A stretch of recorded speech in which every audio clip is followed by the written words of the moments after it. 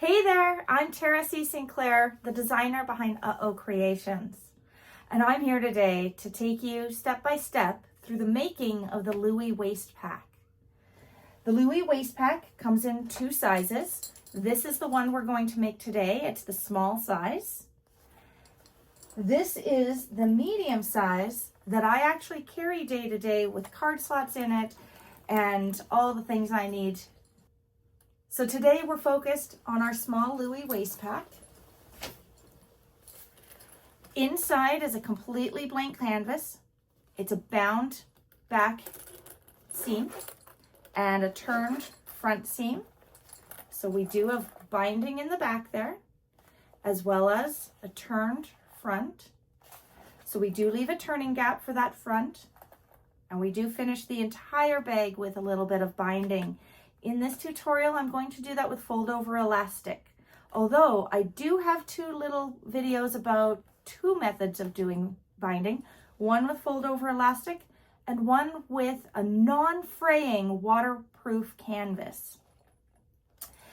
The Louie Waist Pack has a zipper pocket in the back. We're going to construct that, then cut out our back panel. He has flanges on the gusset. So we've got these little flanges here that gives him his unique shape. We then have these strap wings that are completely unique to the Louie. And on one strap wing, we actually have a D-ring that I use to hang my keys off of when I'm out and about shopping. We also use a side release buckle. It's got these little push tabs on the side to open up. And the pattern gives two options. One is for a strap keeper. So if your side release buckle has the two bars on it so that it is an adjuster, you could use the strap keeper just to keep the end of your strap from flipping up. Or you could use a strap slider. And I'm going to include both of those installations at the end of the video.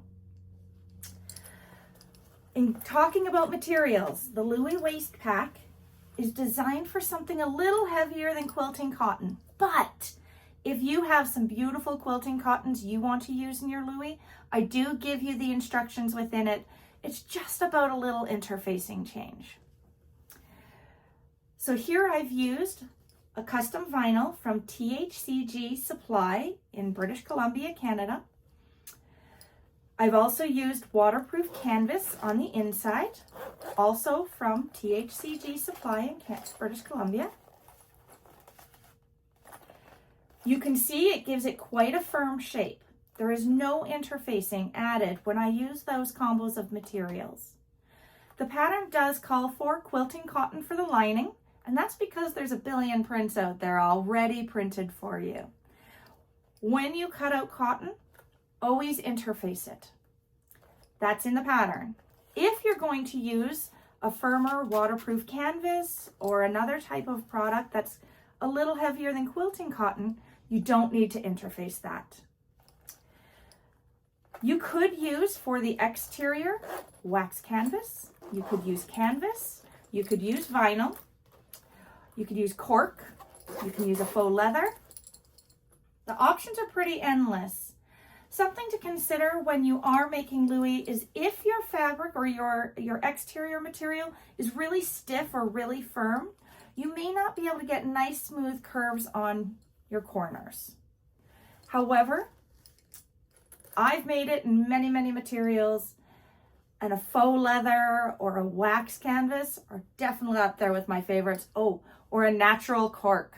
When you do that natural cork, there's just this softness to it that's really beautiful. We're going to focus on these guys today. I do sew my bags on a Bernina 570 QE. This baby right here, that's what I'm going to be using for this tutorial. I am a Bernina Canada ambassador, and I've been sewing my bags, vinyl, cork, fabric, faux leather, cotton, on a Bernina 570 QE for the last 4 or 5 years, somewhere in there.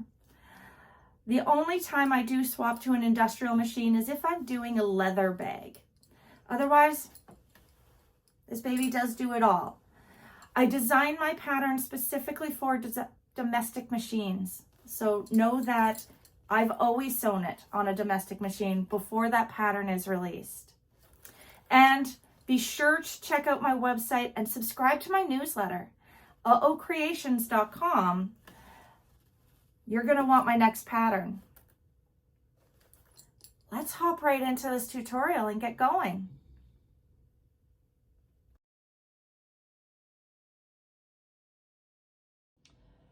The small size Louie Waist Pack. We're going to pop through the cutting list here. Make sure you have all of your pieces. We start with an exterior of the main piece and then a lining also of the main piece. We should have 2 of that. From there we have the zipper flanges. And when we talk about the zipper flanges, we have 2 exterior, and you can see they're mirrored. Okay, so if you put them back to back or front to front, they're the same. Okay, and then we also have the 2 lining ones, also mirrored. Then we have our strap wings. Okay, and we should have 2 of that as well in the exterior print. We have what we call a back top. The back top is a strip for our back zipper pocket, only in exterior. Then we have a back bottom, which is a larger strip in the exterior, but that one we also have in a lining. And here you can see these 2 are the same size. Then in the lining, we also have a back bottom. And if you take a look at this, it's a little bit bigger than that back bottom. Okay, so the back lining is a little bit bigger, and it's only in the lining fabric. Then we have our zipper gusset in lining and in exterior. We have our base in exterior and lining as well. And finally, an optional piece is your strap keeper. And this is going to be used if you don't have a slider to keep your long strap attached to your bag. Also in the cut list, you do have a 6-inch piece of webbing and the rest of your strap. This one's called the strap anchor, and the long piece of strap, which is the part that goes around your waist. There is a measurement of 36 inches to 50 inches for this strap, because it does depend upon how the individual is going to wear it, as well as how big they are and whether they're wearing it over clothing. So strap lengths can be subjective. That's everything in the cut list. You should also have a couple of items such as your zippers. We have a smaller zipper for the back pocket, the longer zipper for the main part of the bag. The back pocket gets 1 zipper head, and the main zipper gets 2 zipper heads. We also have a side release buckle, D-ring to go with it. These 2 pieces are to be the same width as your webbing is. Today I'm using 1 inch. That also means that I'm using the strap wings for the 1 inch webbing. And finally, if you wanted to, there is also the option to use a strap slider. Again, it would be the same size as your D-ring and your side release buckle.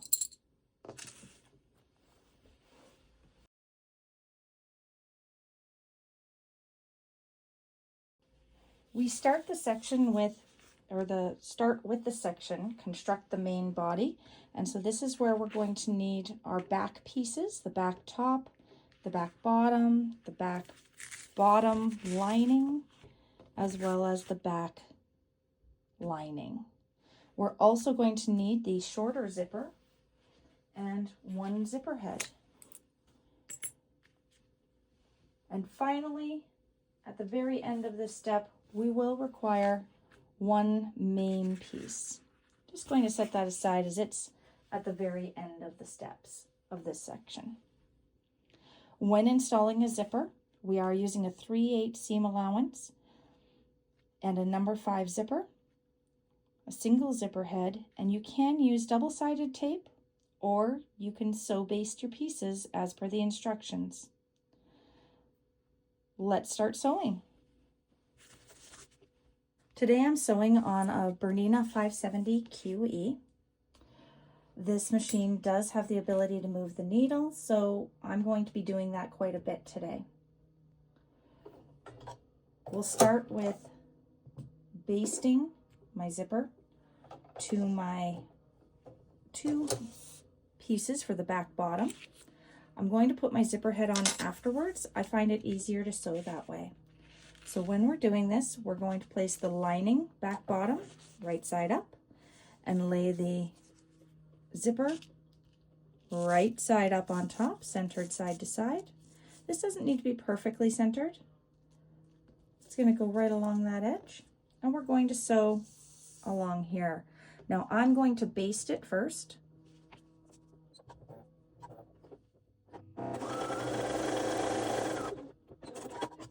Then we're going to place the exterior right side down on top.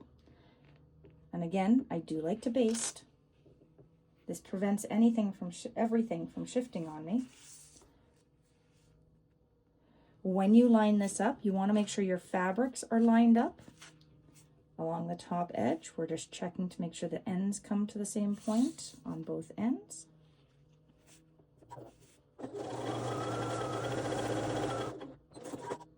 And then I'll swap over to a zipper foot.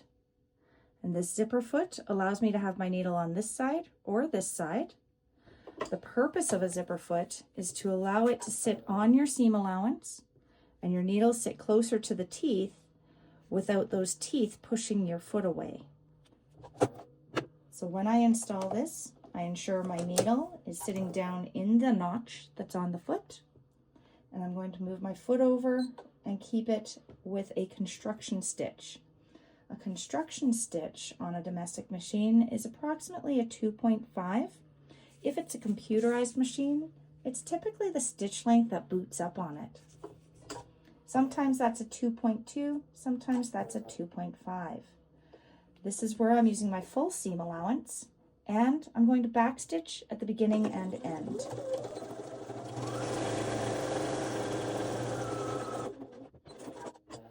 In the case of my machine, I do know that my zipper foot is 3/8 of an inch wide, so running the edge of my fabric along the edge of the foot works perfectly for my seam allowance. Another way to tell what your seam allowance is or where you want your fabric to hit is just to put your needle down and then use a ruler just to see where 3/8 actually sits, so that you have a mental guide when you're working with the foot that you're using. I am going to use a different thread for top stitching. So I'm gonna pop my thread out. Change that over. You'll see me do this quite a few times during this project. I want to change quite quick threads, so I don't mind doing it. And for top stitching, I like to use a 3.5 to 4.0 stitch length. So I'm going to push my lining back away from the zipper. Just doing a finger press there with my thumbnail, my fingernail, and same with my vinyl or my exterior. I'm just going to take a moment to finger press that away from the zipper. Now in this case, I'm going to keep my black thread as the bobbin. The lining is a darker fabric, so it'll work well. But I am changing my foot to a stitch in the ditch foot where I have a guide to run along my fabric, and I can move my needle over. So my needle is going to sit over to the side, but the guide's going to be here. And that gives me a nice 1/8 inch guide for my top stitching and keeps me consistent on my entire project. When I start top stitching, I do like to hold my thread tail. It keeps the thread from nesting underneath.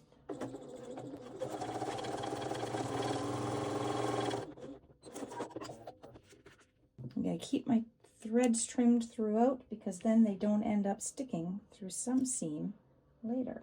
All right, we're ready to put the back lining right side up and lay this zipper right side up on top, centered side to side again. So that means we want to keep our fabrics lined up on these edges when I line it up along the top. So if I do this and I line it up over here, you can see how my lining sticks out. I want to make sure that my lining is right behind the fabrics that are already sewn. Okay, so this is that longer piece of lining fabric. You can see that when it's at the top of the zipper, it does come fairly evenly down. And I'm going to baste that in place too. Now when I baste, I still use that stitch in the ditch foot so that I can get that really small seam allowance with a really big stitch length. Basting is typically done with a larger stitch length so that if you need to take it out, it's very quick and easy.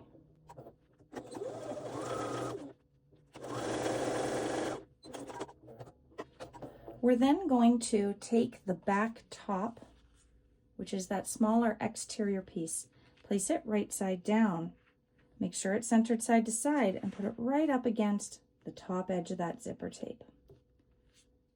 You guessed it, I'm going to baste that too.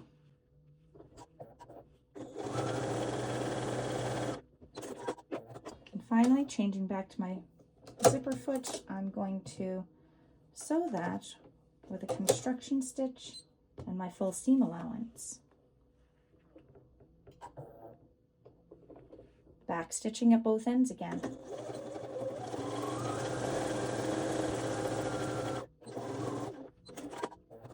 Our next step is another piece of top stitching and change my foot back to that edge stitch foot and back to my top stitch length. This time, I'm not folding out or pressing out my lining, just my exterior. Okay, so the lining is going to stay down where it is, and this time we're just pressing the exterior up away from the zipper, and we're going to top stitch that.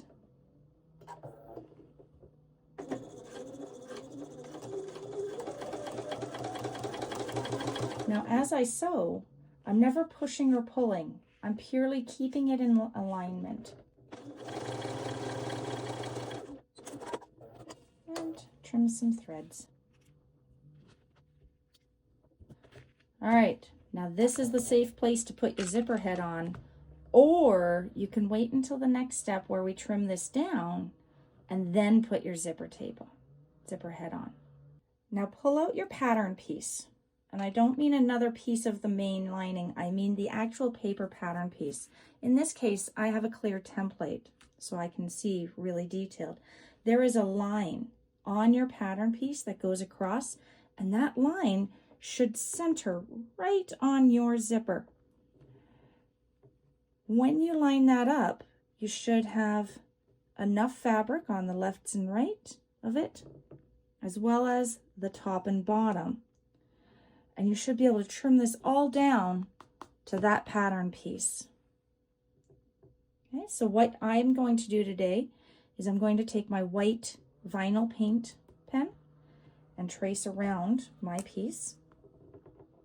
Sometimes what I'll do instead is I'll just take my rotary cutter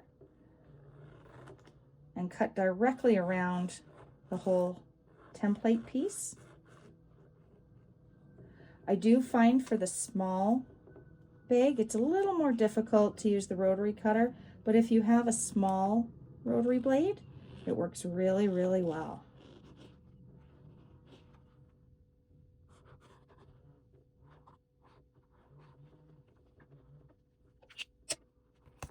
And now I can see exactly where I want to cut, right on that silver line.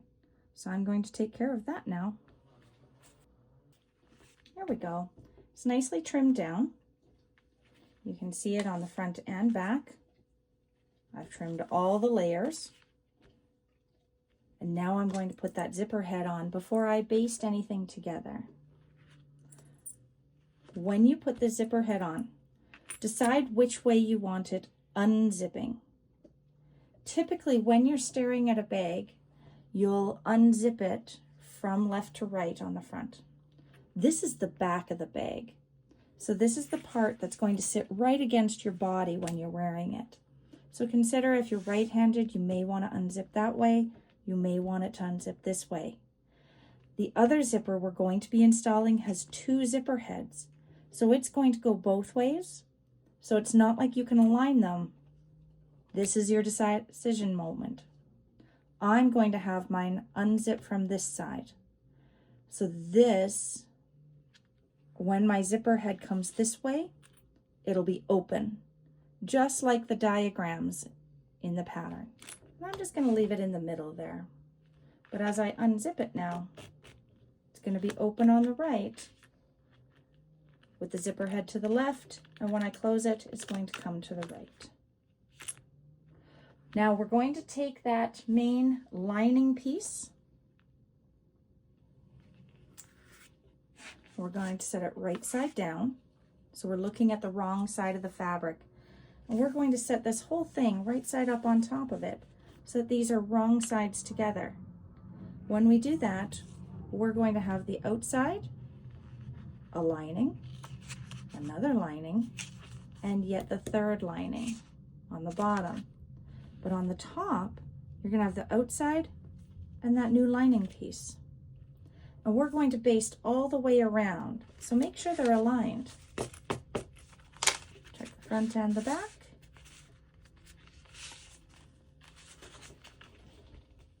And I continue to use my stitch in the ditch foot just because it's already there. And a large stitch length.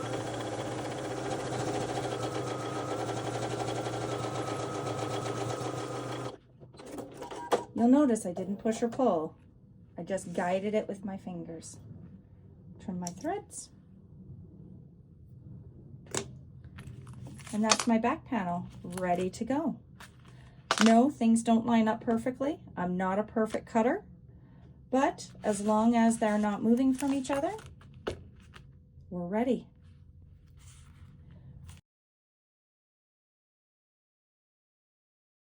The next section in the pattern is construct the gusset. For this, we're going to need these little funky flanges, both your lining and your exterior. You're going to need your long zipper with your 2 zipper heads. You're going to need your long zipper gusset pieces, lining and exterior, as well as your base pieces, lining and exterior. Now the gusset pieces, the base and the zipper gusset, can be set aside for a moment. We're going to start with our flanges. I also like to put my zipper heads on a little later, just like I did on the back pocket. That's a personal preference, so it's up to you if you want to install them now or later. The very first step is to actually trim your zipper to the right length. All of O Creations patterns, all of my patterns, do give you a little extra zipper tape in the measurements of the material list. So take a look at your pattern and make sure you've got an accurate measurement to trim your zipper down to. Now, anytime I trim my zippers, I also melt the zipper ends, just to ensure it doesn't fray out on me. Please do this at your own risk, and I recommend using a household lighter or a candle lighter. Now, this is a section that I've done a video on before, and many people struggle with it because it's a little bit different. Now, what we're going to do is start with a lining zipper flange. So pick one of your lining pieces. Ooh, throwing my zipper around. Pick one of your lining pieces. And your lining pieces should have a dot marked on them. This is transferred from the pattern piece. In fact, your outside pieces should too, your exteriors. So we're going to pick one of these, and we're going to set it right side up and set our trimmed zipper right side up on top with the end of the zipper aligned with the bottom and the edge of the zipper aligned with this long straight edge. You'll see there's actually a couple shapes to the other side, so we want to have our zipper lined up with this right angle here. So I'm going to let the end and have it come up that side. So when you look at this from the other side, you can see that right angle fits right on that zipper tape. We're going to baste it along that straight edge, just the straight edge. Okay, so I'm basted in place there. And we're now going to find the exterior piece that matches this. So because you want to sandwich it, you want one that's also going to line up on this side. So you see how this one has that same right edge on the edge of the zipper as well. Okay, so you see how it's got that right angle? The other one, if I tried lining it up right sides together, I've got the wrong side of it. So we'll line this guy up. And I'm going to baste him too. This keeps things from shifting on me. Now, here's the plan.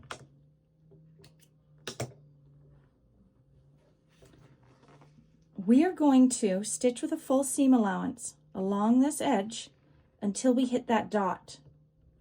With that dot, we want to take our zipper tape and bend it along that edge at the top, and then continue stitching straight off the tip. The easiest way to do this is to open your zipper. So I'm going to dig my thumbnail in there and separate these right up. So that means when I get to this point with my needle, let's hold that with an easier hand. It's easier to bend my zipper tape and continue that stitching off the tip. The other thing to note is you want your flange to stay almost perfectly straight when you do this. Because when you do that stitching, if you take a look, you're going to stitch straight up the long straight side, and when you get to that, if you stay going straight, you'll come off that tip like we want. So the only thing we're bending is the zipper tape, not the flange. So back over to my zipper foot.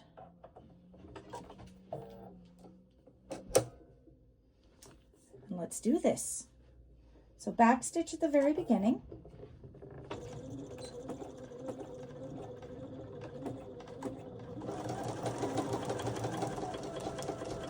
Getting your full seam allowance, coming up to that dot.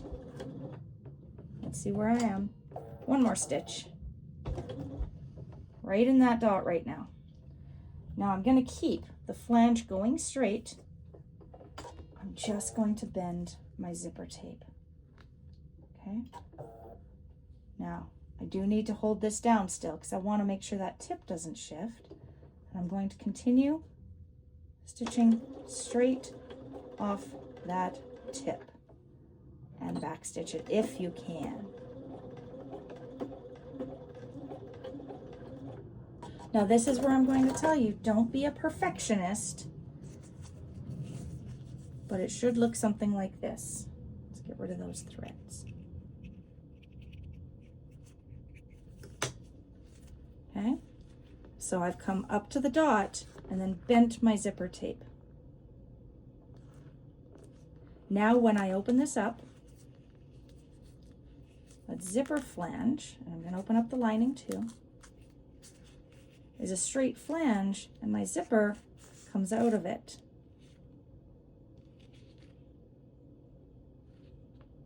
This may take you a few tries to get, so be patient with yourself. We're going to do the other end as well. Now when we do that, your flanges are going to be on the two same sides. In the pattern, I do have you top stitch now, but because I'm changing threads for that, I'm gonna do the other end before I change those threads. So just like before, I'm going to start with that lining.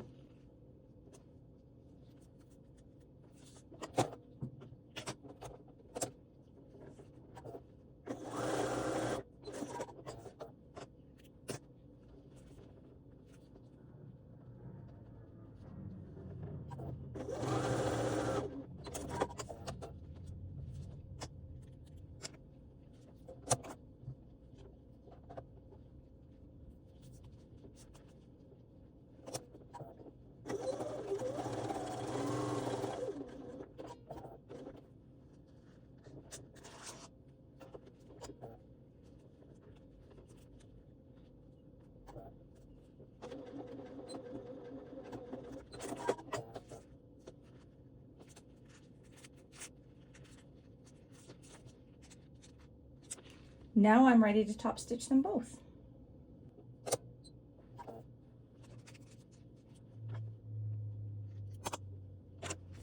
And when I top stitch, technically, I'm going straight up, okay? Because again, that seam was perfectly straight.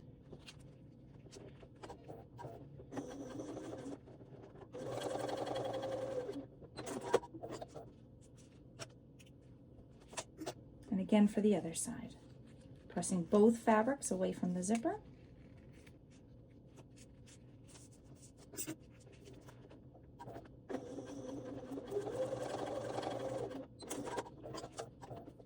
And now I can put both zipper heads on, or complete the other side of the zipper. I do find at this point, it's much easier to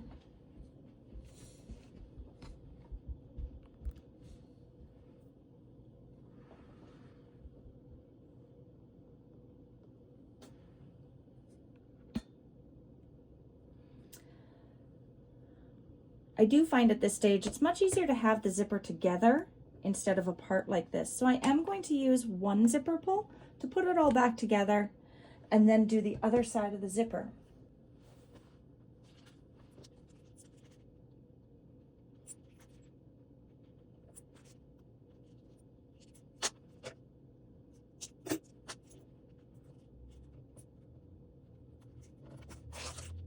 There we go. So your next step is to take the exterior zipper gusset, which is your long piece. Place it right side up and set the zipper right side down on top. We're aligning this other side of the zipper tape that has no flanges on it with the zipper gusset edge.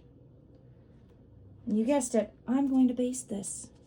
Again, you can use double-sided tape, you could use clips, you can use pins, whatever suits your fancy.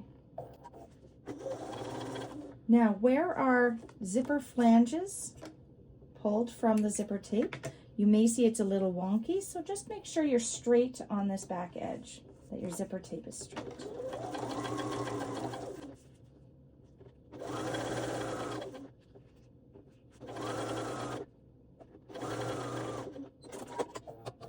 So I've just basted it, and as you can see, my zipper tape and my zipper gusset are the exact same length.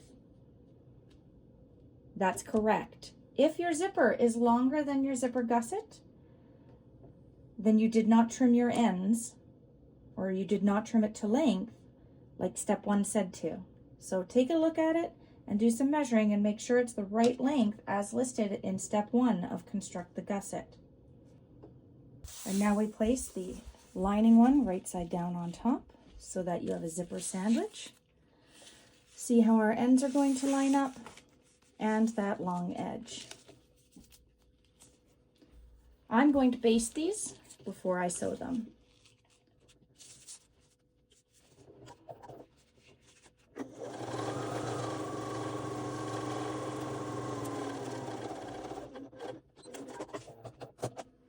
over to my zipper foot and a full seam allowance right down that same seam or same edge.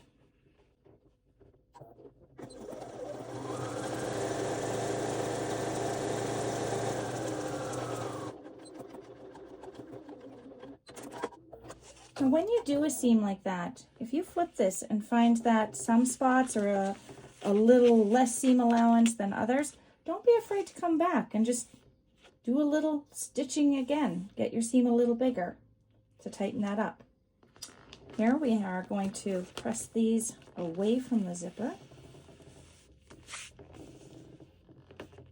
So that's my exterior. We'll do the same thing with the lining. With waterproof canvas, I can generally finger press this pretty good.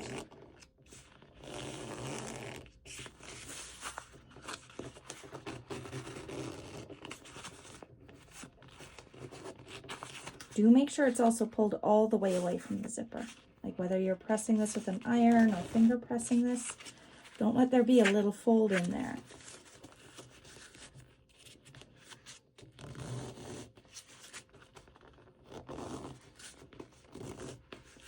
All right, and my stitch in the ditch foot so that I have my guided foot for my top stitching.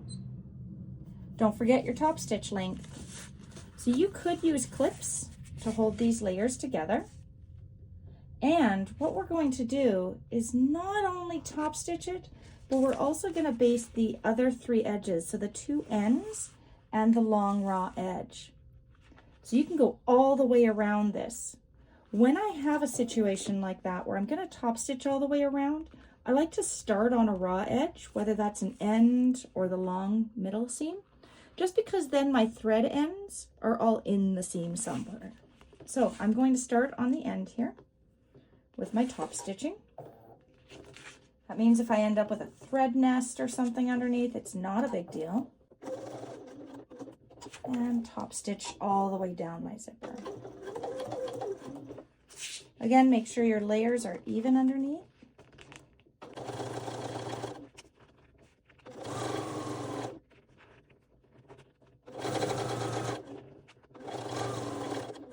And continue my basting on the rest of those raw edges.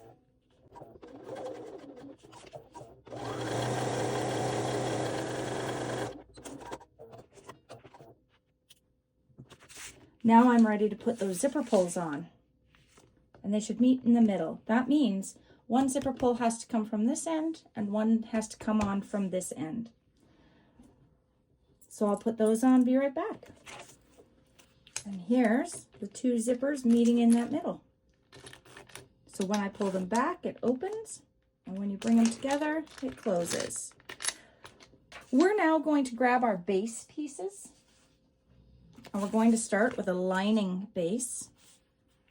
That lining base we're going to set right side up, and we're going to set one end of our zipper right side up on top of that. Now you can see the ends of my zipper gusset and the end of my base line up. That's because I did a full 3/8 seam allowance on each of them, like they're the same width. If, however, you got a smaller seam allowance, you could have up to a 1/2 inch bigger zipper gusset than the base. So if you did a 1/4 inch seam allowance on these, then you will have an extra 1/2 inch of zipper gusset to deal with. What I recommend in that case is either cut bigger bases or line it up on the zipper flange side and trim extra from this long straight zipper gusset.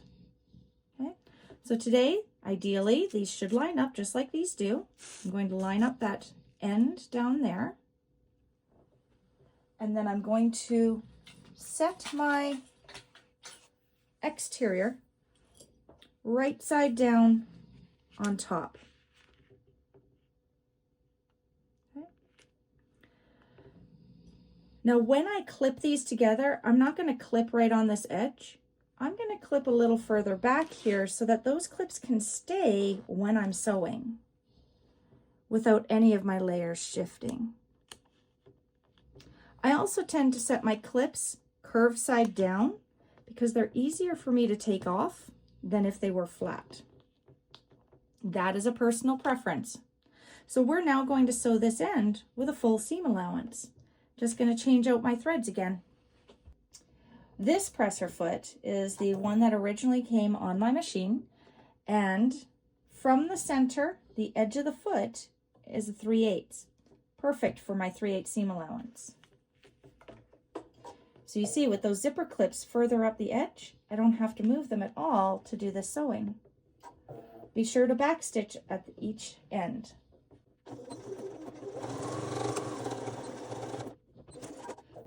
Something I do recommend doing just for structural integrity is to stitch a little bit more over your zipper teeth, just to make sure that there's no chance of them coming out. That is a little bit of a pressure point.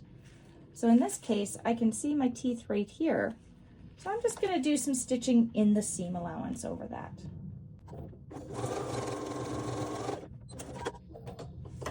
It never hurts to reinforce it if you know you don't have to seam rip it. Now the instructions will have you turn these out and top stitch, but because I still have to construct the other end, I may as well do that now before I go to my top stitch. So you're going to pull your lining down to the end of your zipper gusset and line up that end. And this gets squishy. Smoosh your zipper gusset down in between the layers and bring your exterior down on top. Again, clip those in place and sew that with a full seam allowance as well.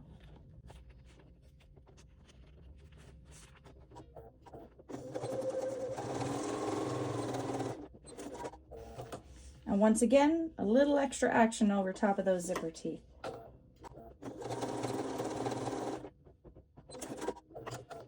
So here you can see my zipper is smooshed in between the two layers of the base.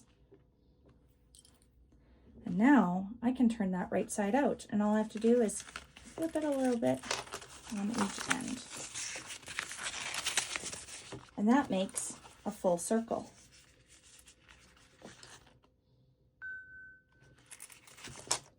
Our next step is to press flat each end. So press your fabrics away from your zipper on each end. And you're supposed to top stitch this end and top stitch this end, and again baste the layers together. So I'm going to turn this so that it's exterior out. And you can see these should fit nicely together.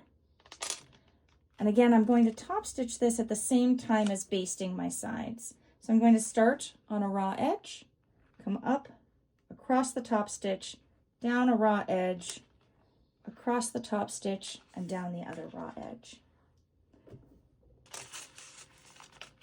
So again, starting on that raw edge, just so my thread end is in that area.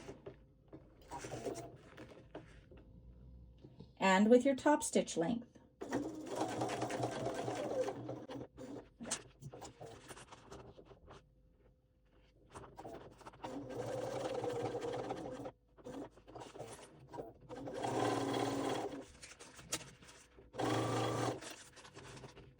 To ensure your fabrics don't shift, use some clips along the edges, especially if there's any stretch whatsoever to the fabric.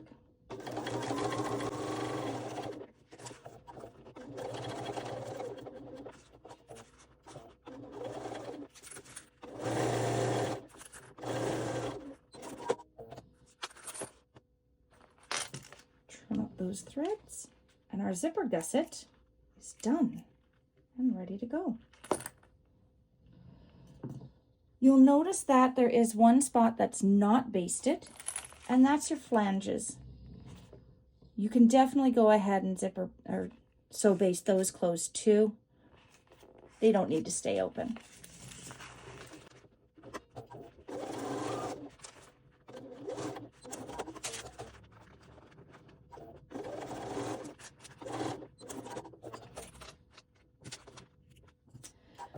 We've now completed our entire zipper gusset, and we're ready for the next section.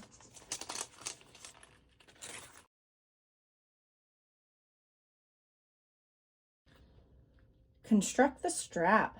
So this is where we're going to require our strap wings, our 6-inch strap anchor webbing, our long piece of webbing for the strap, our side release buckle, as well as our D-ring. We're going to start with our small piece of webbing, which is our 6-inch piece of webbing. And what we're going to do is fold our strap wing in half, bringing the 2 points together. And I like to put some clips on that.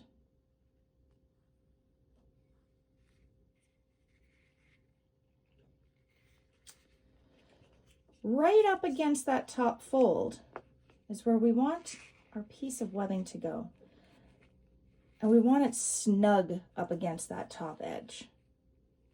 Okay? We want it to know it's there. We also want a piece sticking out at the end here. Measurements are in the pattern, but it doesn't have to be exact. You just want to make sure there's some sticking out so that it's caught a little extra in the seams and the top stitching. This is a reinforcement thing. And what we're going to do is we have our straight edge here, which we're going to leave open. But this section where we come down, curve, and angle down, we want to sew that with a full seam allowance. Now you also have an option at this moment. When you do this, you can skip the curve and do a sharp turn. If you're going to do that, just make sure you do it on both wings, not just the one. So full seam allowance and a construction stitch. Do make sure to back stitch at the start and stop as we're going to turn this right side out.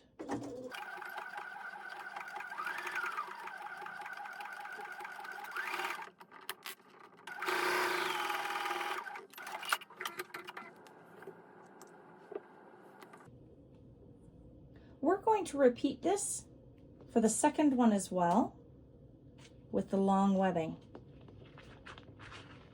All of these steps.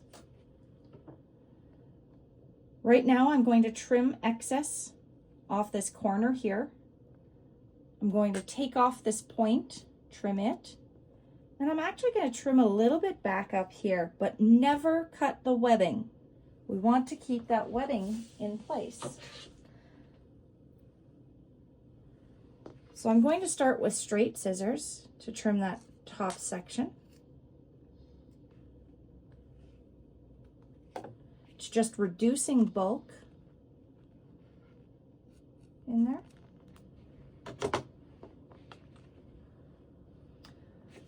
Along the bottom tip, I'm going to trim it right up to the stitches. Don't cut your stitches.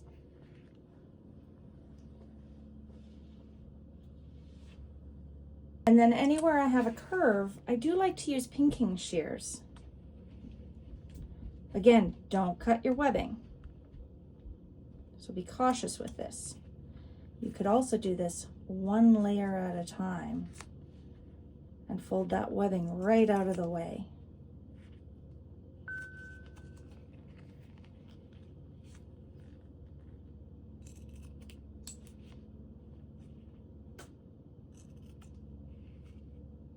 Just trim down.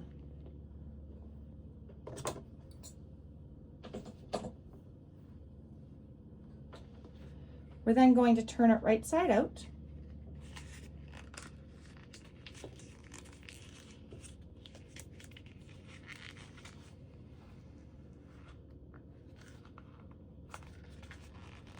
And you can use a turning tool to push out that seam on the inside.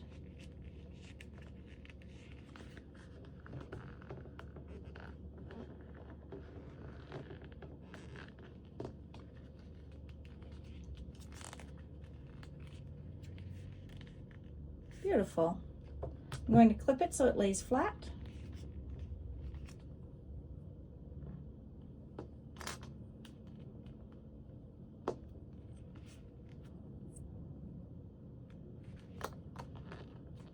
And it's ready for top stitching. Now in this case, you will see the top stitching on the back. It's not lining. So I will change my bobbin for top stitching my wings front and back. But I'm going to prepare the other one this exact same way first before I do that change of thread and top stitch it.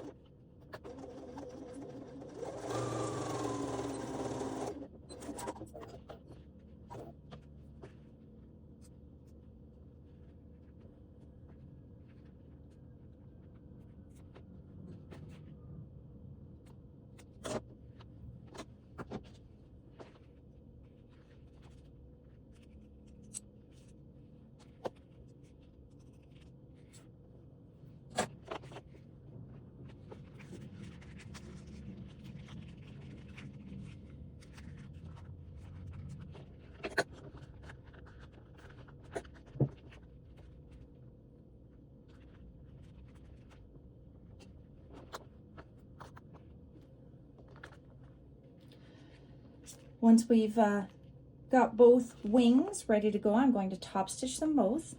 And what we're going to do is leave that raw edge raw, but we're going to focus on the folded edge and the stitched edge.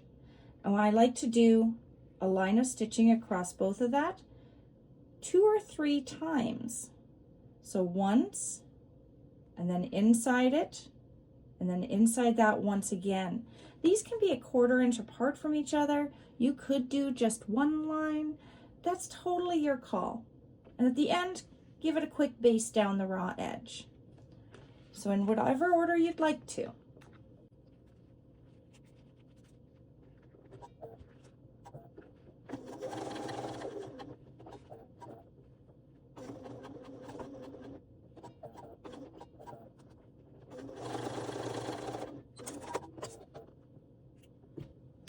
There's that first line of stitching, right across the top and down the seamed edge.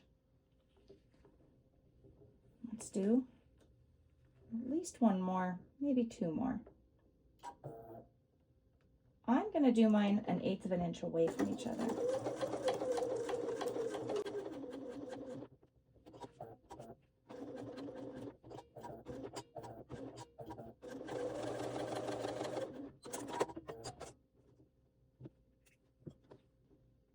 And let's do one more.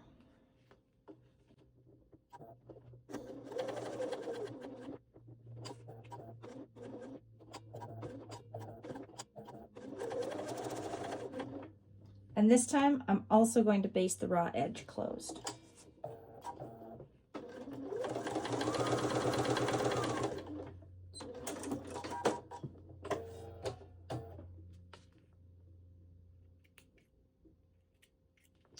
Now, don't forget to double check the back side of your stitching to make sure it's just as beautiful, because this will be visible on your finished bag. And we'll do the same thing with the other wing.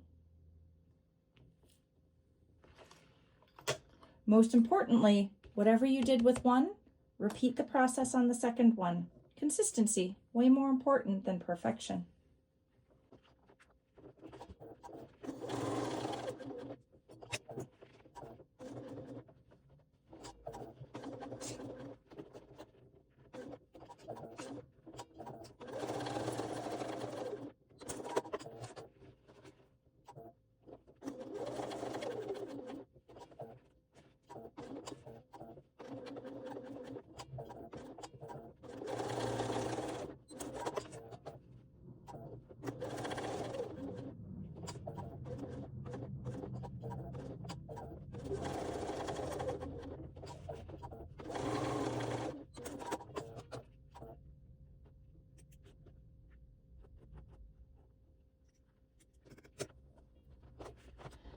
That means our long strap is now completely finished and we can set it aside. We're going to add hardware to it at the very end of the project.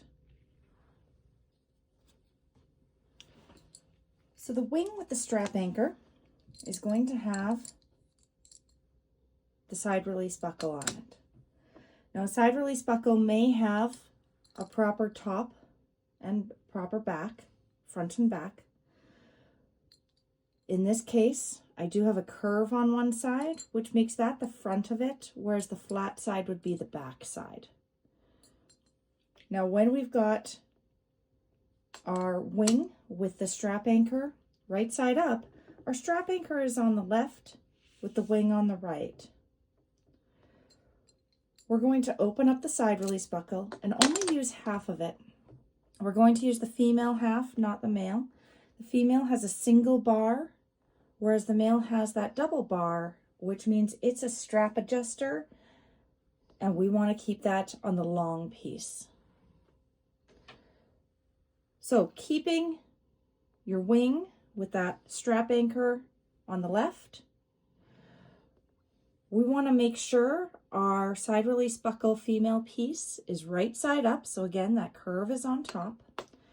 And we're going to go through it, that bar, and bring that webbing all the way back to the end where it's with the raw edge.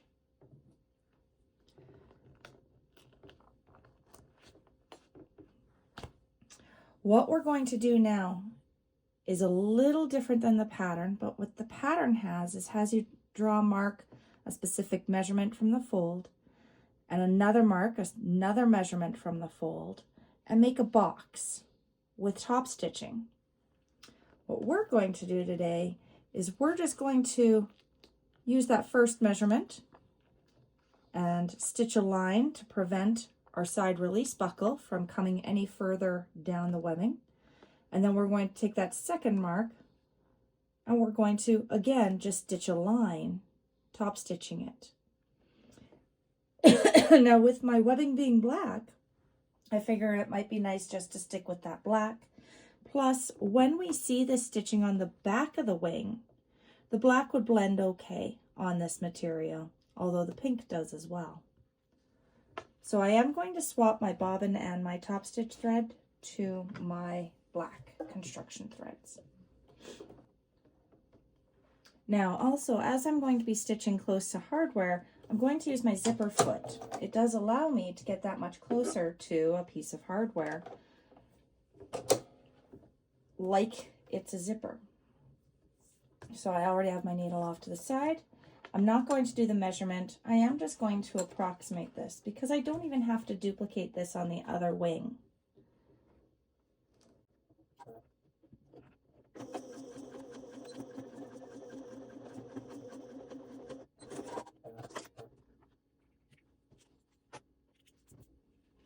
Okay, so that first line of stitching I've done near the hardware. The next line of stitching, I'm going to bring it up onto the webbing here, and I'm going to bring it to my second line of stitching at least. This piece of stitching is going to prevent our D-ring from going too far forward. And this is the back end of the box in the top stitching in the pattern.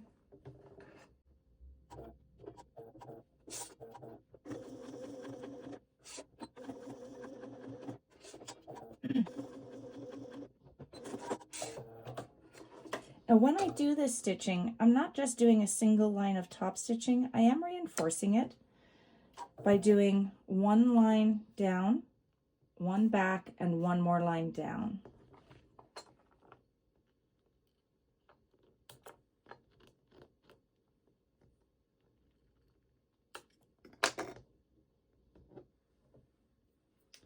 All right, now my stitching's right there. We're going to take our D-ring and slip that on, snugging it right up against that stitching. And we have one final set of stitching to do.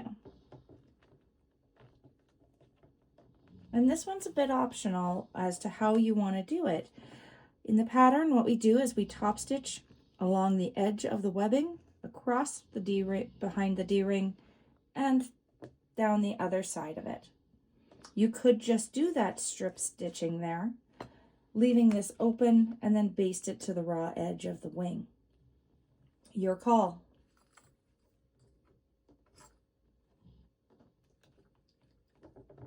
I'm going to do just the line.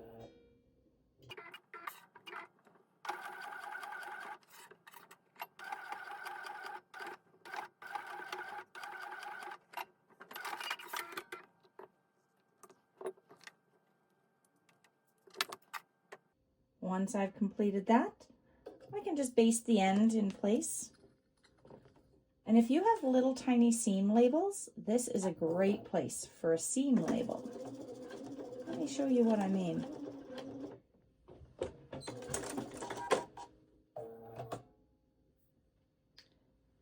Here I have a little seam label. Once I fold it in half, the raw edge is going to go into a seam, and you get a little tiny creation in the pig. So this could also be stitched right under here.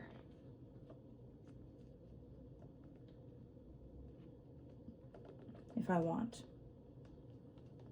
Maybe I'll do that and continue that top stitching. No.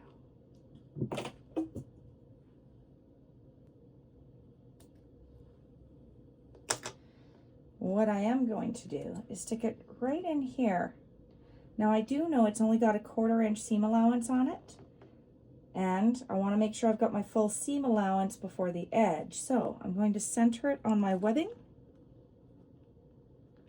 and it's 1/8 of an inch in from the edge. We're going to baste that in place too.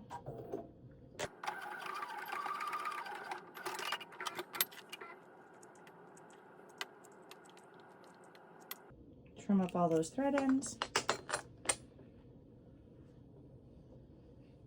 And we're ready to put this on our back panel.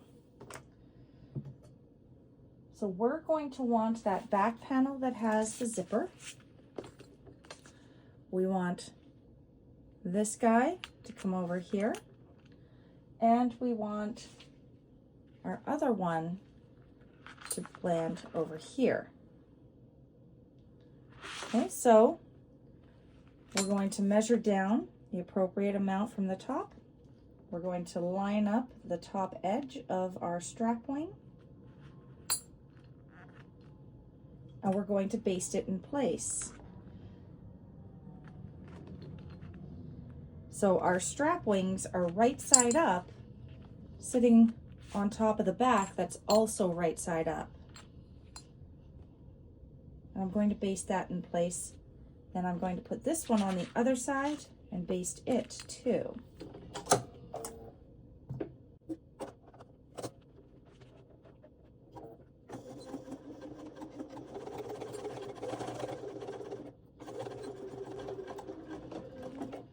Now after doing one, even if you measured perfectly, what I like to do is just fold this in half to make sure my second one is even with it on the other side. So I'm going to fold it in half this way,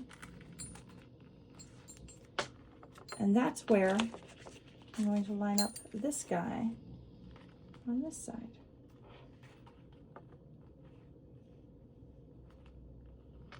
Okay, so I'm making sure that they're both even on the top there. Put some clips on, and double checking that the bottoms are also even.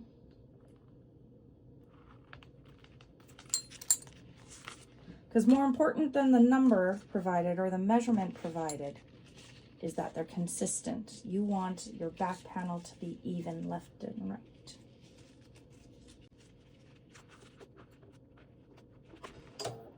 And baste in place.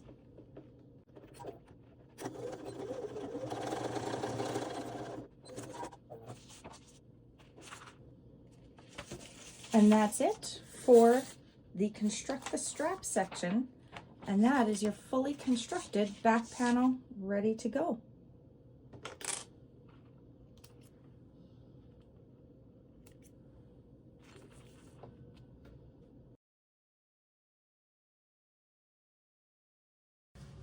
On to the section called final construction. We are going to need your exterior front panel. Here I've added a label to it from Heartwood and Hide. we need our constructed zipper gusset, and we need a lining.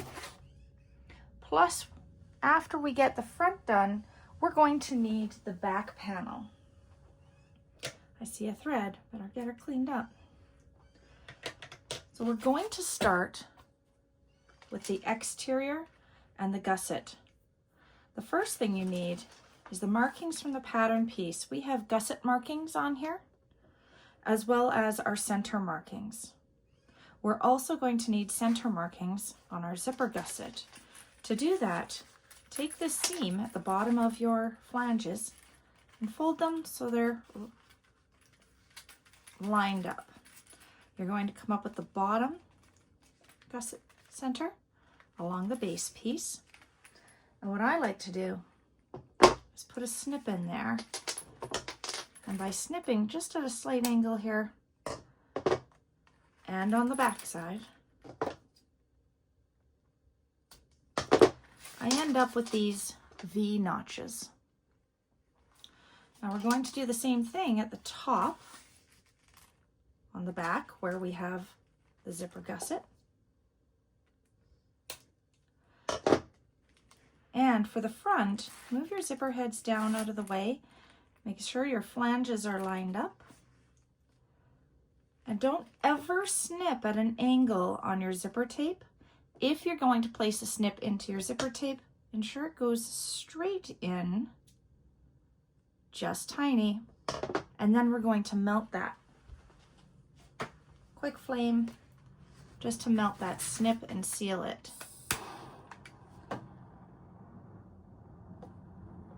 And I get that V mark from that melting process.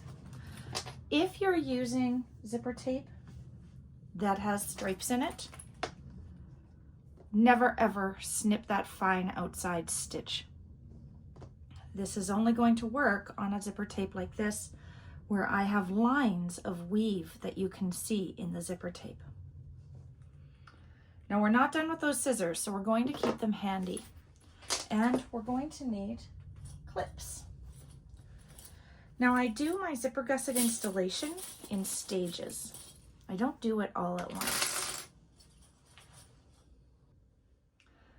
And as our zipper installation is going to be on the zipper side of this zipper gusset first, I'm going to change my foot over to the zipper foot for the entire installation of the front panel. All right, let's get our first section clipped. So on the exterior panel, we'll lay it right side up. And our zipper gusset, we're going to turn inside out, so we're looking at the lining. Again, the front of the zipper gusset is this zipper side, not the back gusset side. So we want to put it on like this. We're going to start with the bottom, and I line up the bottom center marking with the notch I just made on my gusset. Now you can also notch the center of your panel instead of just marking it. And I am just clipping the straight edge.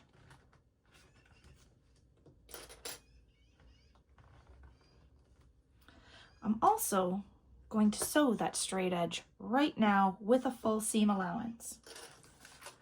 So as I mentioned, I do like to do this in segments. This is the first segment.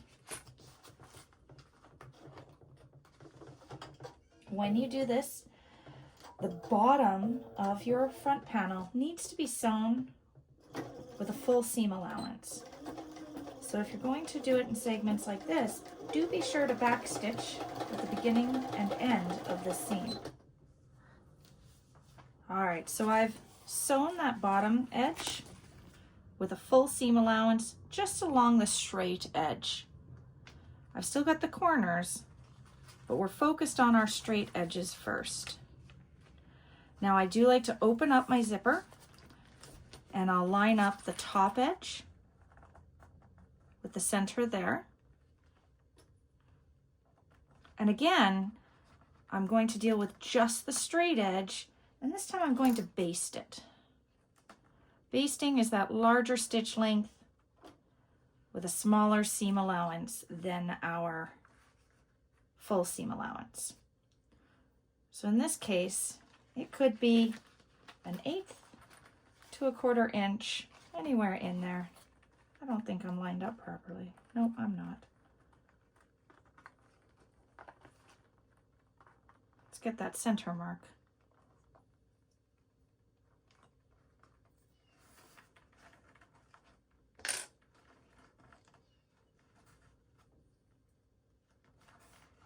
There we go.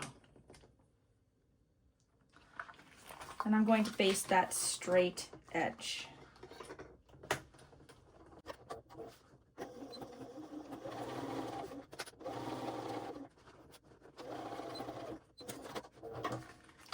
Okay, now we're going to line up our gusset with our marking. So here we have our gusset seam with the marking for the gusset marking. We're going to line those up and clip that. And again, I'm just going to do the straight edge. So with my zipper wide open, my zipper head stays out of the way. It's all the way in between the flange and the gusset. And I'm just going to do this straight edge now.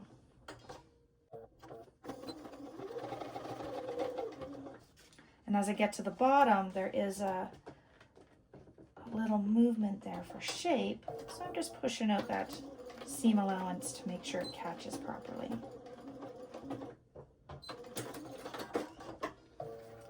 And we'll do the same thing on this side. I'm going to line up that seam with the gusset marking here. That's why those markings are so important. And I'm going to stitch straight up this straight edge.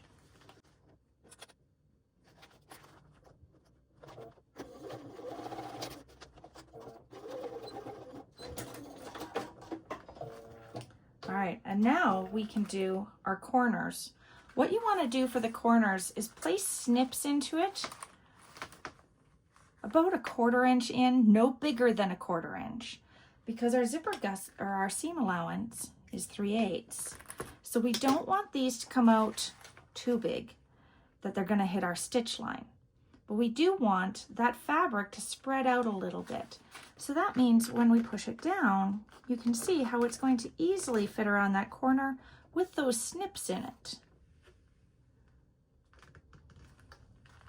Throw some clips on there. I'm going to do both my bottom corners this way. I've already got my snips in place there. I did that off camera. Those snips do go straight into my zipper gusset because my gusset is the one that feels a little too small there. And it's the straight one that's going to go around that curve, and on a 3D object, we want it to fit at the seam allowance, not at the edge of the fabric. All right, so now I'm going to do the basting around these 2 bottom corners. It does help to have either a stiletto or a seam ripper or something to poke at and pull things around with. I have a couple of those hanging around. Some are different types of materials, so they all have different strengths.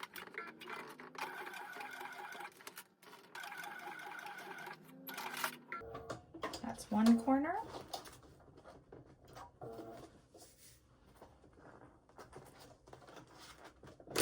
Ooh, throwing a clip at myself.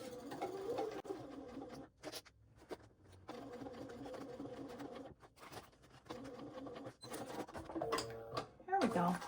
And you do want that fabric to reach as far out to that edge as you can possibly get it, as long as you still have that 3/8 seam allowance in there. Right in here. All right, now we're going to do the top ones. I've placed little snips into my zipper tape. So again, only do that if you're not using straight zipper tape or you trust in the weave of your zipper. I will not be responsible for it being one of those ones that only has one type of weave in it and getting it snipped. Those tend to fray out. I'm going to clip my gusset out of the way. And I'm going to take it off camera just to melt those little snips I've put in there. All right, so I've done a little melting and you can see it forms these little V's. So just like the bottom of it, once I've got those snips in there, you can see it comes around much better. Okay.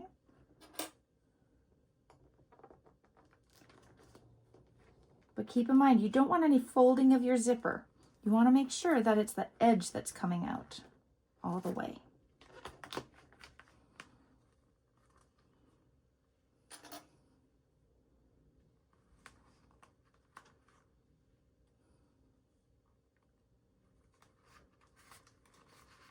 Just like so. And then get the tip of that flange up there as well. Okay, so I'm going to do the other side as well.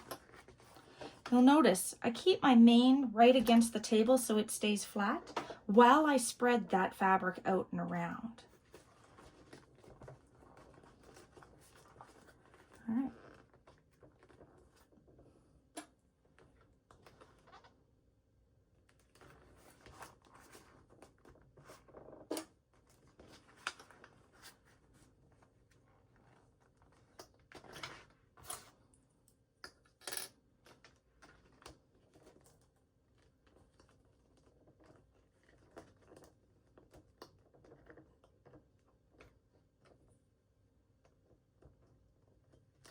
There we go. And I'm ready to baste those corners in place now.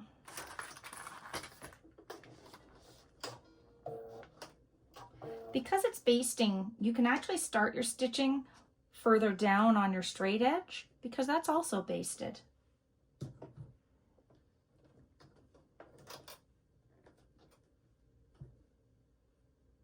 Don't get your fingers near your needle.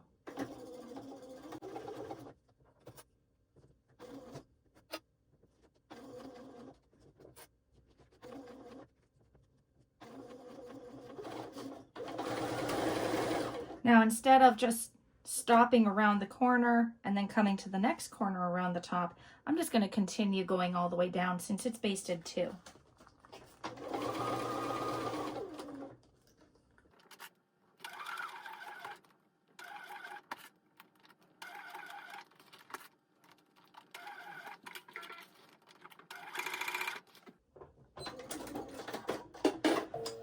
All right. So we have our corners basted in place here.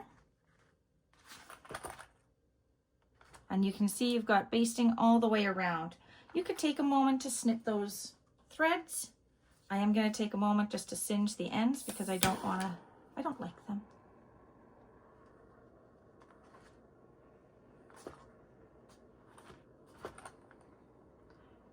They distract me.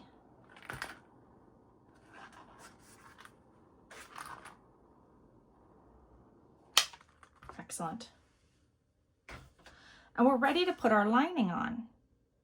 Okay, so this is going to be our turning gap, and we're going to continue working with this zipper edge and the same seam allowance, or the same seam. So we have our gusset marking as well as our center markings. So we're going to line those up. Consider starting at the top, and again, you could do this the same way. Straight edge, straight edge, straight edge, but don't forget we need to leave that turning gap. So an option is to actually mark it.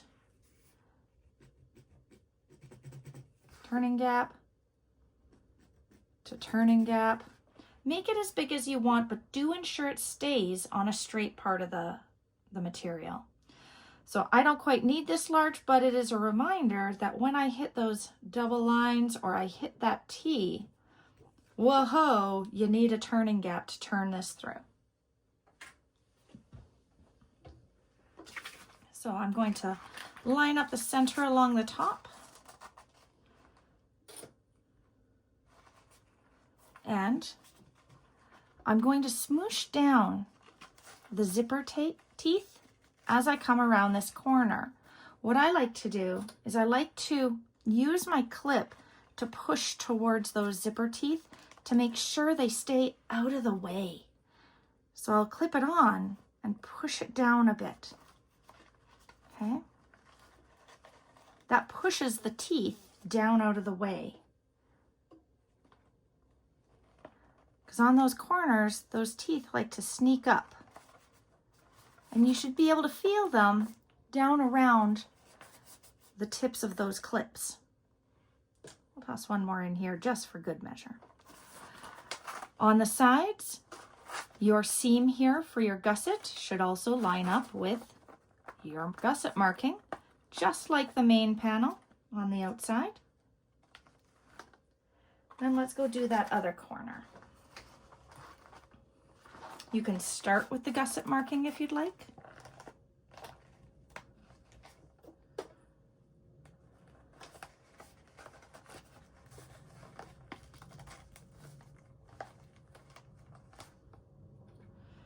The other good thing about basting is if you didn't baste really close to the edge, these edges can flip up, these edges in the seam allowance, and you really don't want that either. So just things to watch for. So pushing down the zipper teeth as I sandwich this.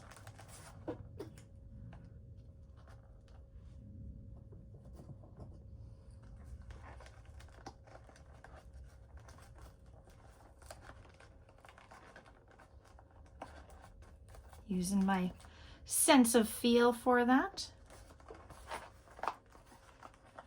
This last section, push the teeth out of the way.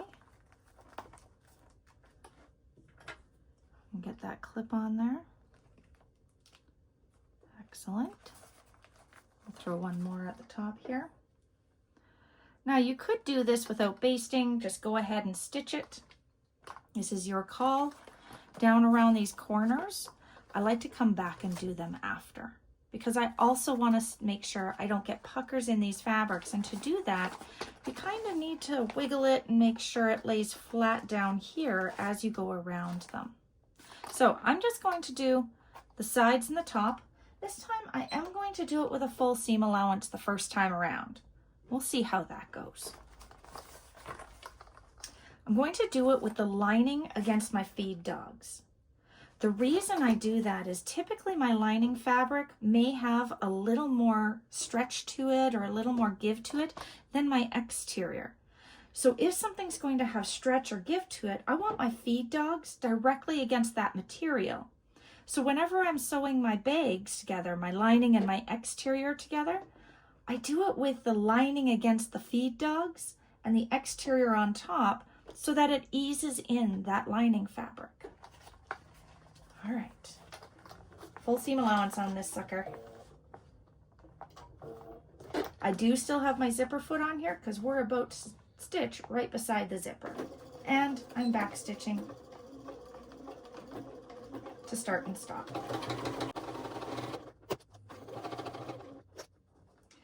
Do feel where your zipper teeth are as you go around that corner. It's really, really important, again, to make sure you don't have lumps and bumps right under where your needle's going on that zipper tape. And you'll see I'm not actually pushing or pulling. I want to make sure my machine is doing the work and feeding it properly. I'm just guiding.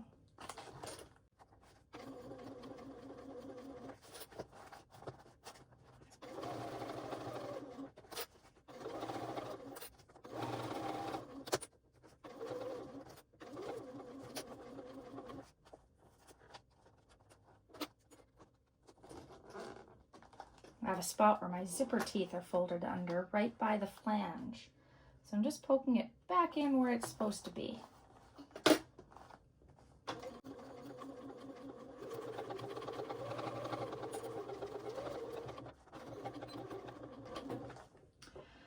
Now, before I sew those bottom corners, this is a chance for me to flip this right side out and make sure my zipper's okay. So because I backstitched at both ends, I can do this flip.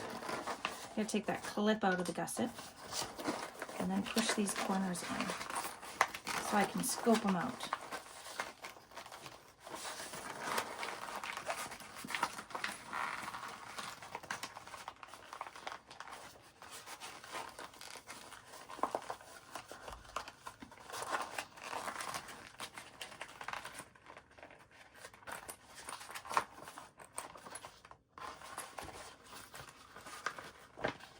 And all I'm checking for is to make sure I didn't pinch the zipper anywhere along those corners, which I may have done so right here. I've got a little pinch. So I'll just take out this little section, smooth it out, and put it back in, the stitches back in. So I'm just grabbing that spot as I pull it back into the bag.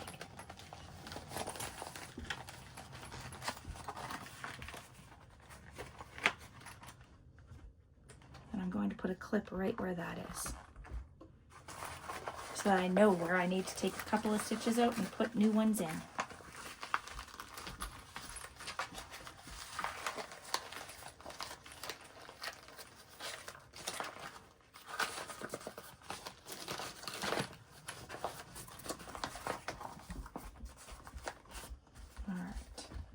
So as I said, I'm just going to take a few stitches out here and put some new ones in. And I can actually see right when I fold this up, I can see the fold in my zipper tape right here. So I know that's exactly where I need those stitches to be removed and replaced. In this case, it's easier to take those out on the vinyl side than it is the waterproof canvas side.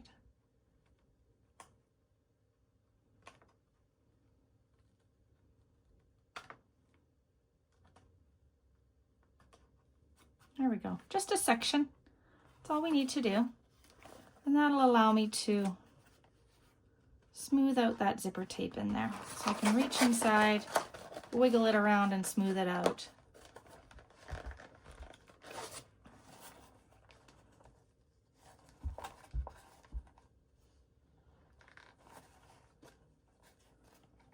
Just a couple more stitches up on top.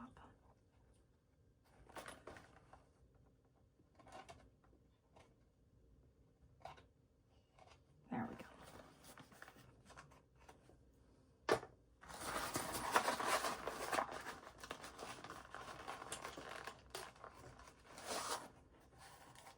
That's better. All right, because it's such a small section, I'm not going to put any clips in that. I'm just going to restitch that seam allowance right there. Being sure to backstitch again.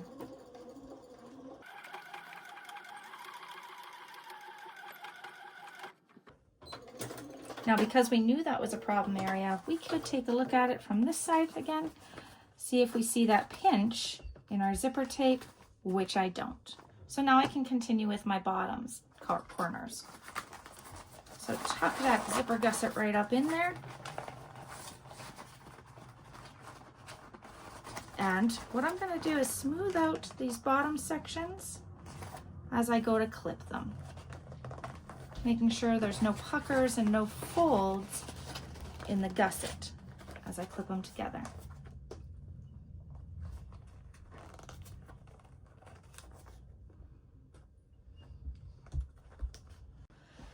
And now the second corner.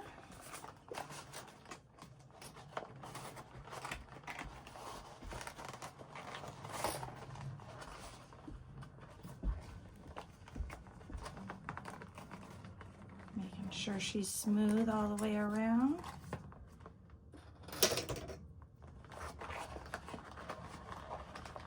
This is a lot of feel more than anything.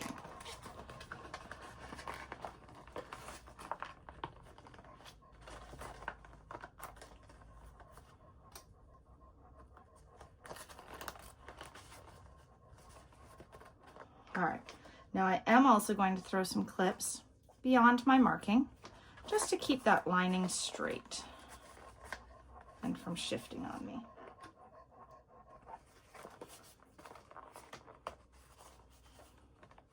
All right, so here I'm going to start where my stitching ended and come all the way around to where my stitching ended over here and do a little overlap. Because remember, we did a full seam allowance on that bottom straight edge. So I do want to bring my stitches up past my double markings or past my stitching start and end on the bottom.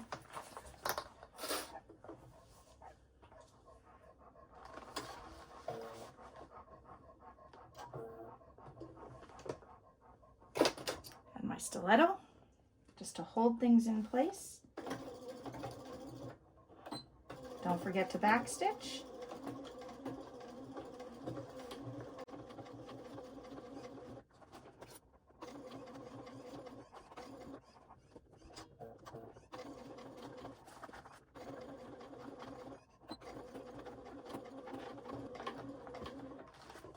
And when I do a turning gap, I always stitch off the raw edge.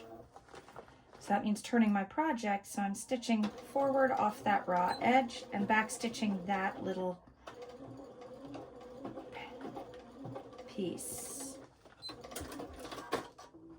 What that does for me is it means that when I turn this right side out, these edges will naturally tuck under. Okay, so we're also going to start over here and do this corner now.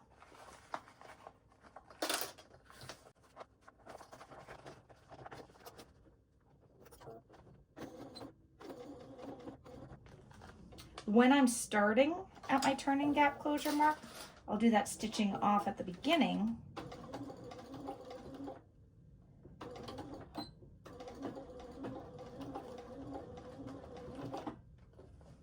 Before I do the stitch around the corner, which is optional again. Just the way I do it.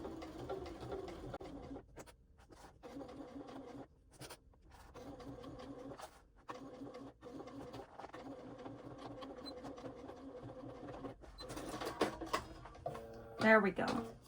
Let's get rid of some of those thread ends.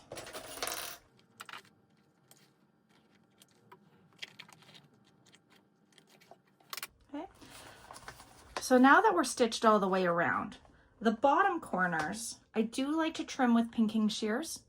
The top corners you can trim, but I would only trim the fabrics, not the zipper tape. Okay, so what I'll do is take some basting stitches out of the top corners, and then I'll trim back my vinyl with my pinking shears as well. This is where having a sharp seam ripper is really important, and seam rippers can be quite cheap, so get a new one.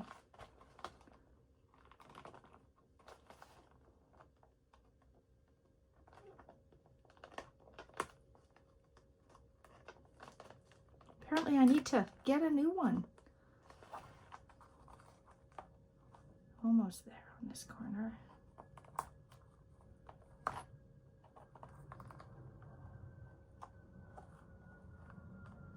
There we go. So just taking that fabric apart at the corner so I can trim them separately.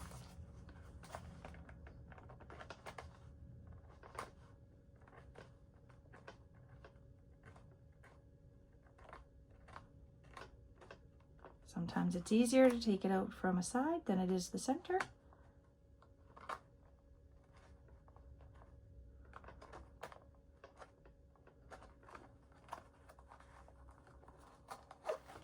And then the bottoms, you don't need to remove any of that stitching. Okay, so the bottom.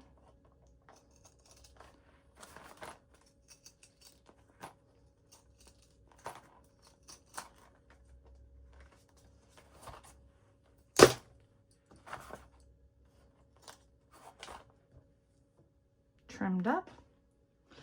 Something I do want to point out is if your stitch line does not follow the curve on the exterior, then you will, and you just trim a little shaping differently, then your bag is going to have that shape of your stitch line regardless of how you cut those pieces out. So if things don't line up and you just trim some of this exterior off, note that that can modify the shape of your bag in the long run, or the shape of that section of bag. Just something to consider.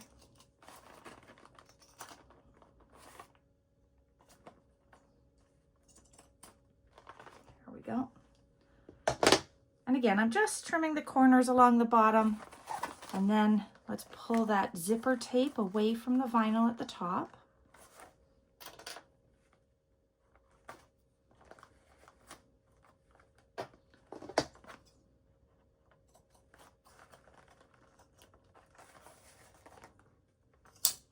And if you're using lighter fabrics for this Louie than I am, then you won't necessarily need to do as much trimming. If you use a wax canvas, or if you use waterproof canvas for the interior and the exterior, then you shouldn't need to trim anything because they're softer materials that aren't going to add bulk around those corners.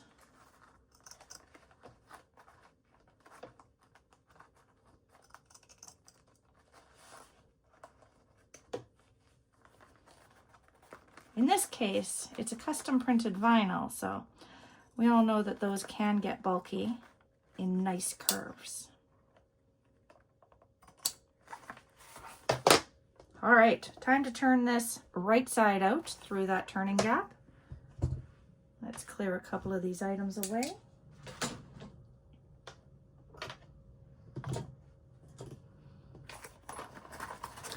Also, if your vinyl is quite stiff, you could warm it up with a hair dryer to soften it for turning.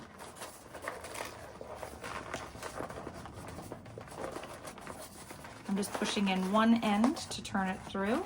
Plus, I'm going to get that zipper gusset that's open out of the way.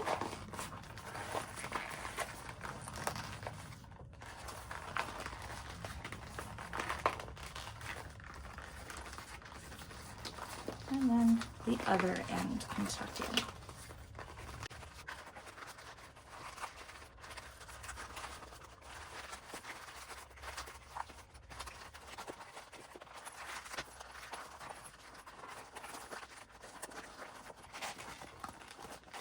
So this is the lining that we're seeing here.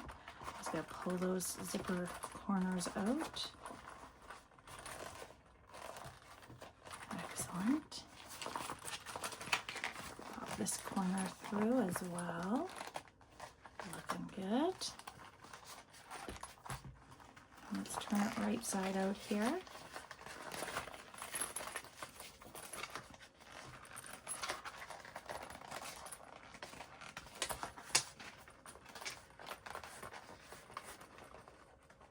All right, so she's started, but to get those curves nice, I do like to use a turning tool. This one happens to be a metal one. I have another one right here. It's metal again. Let's use that one. They always have a flat, dull end. So this is like a chopstick. Came from Purple Cat's Quilting. And it's a nice iridescent metal piece that I can push in, and I'll throw it right up at those corners and run it right along the seams to make sure it smooths out. Same with that top long straight edge. I'm pushing it right along the seam. The corner. And I'll do the same at the bottom corners as well.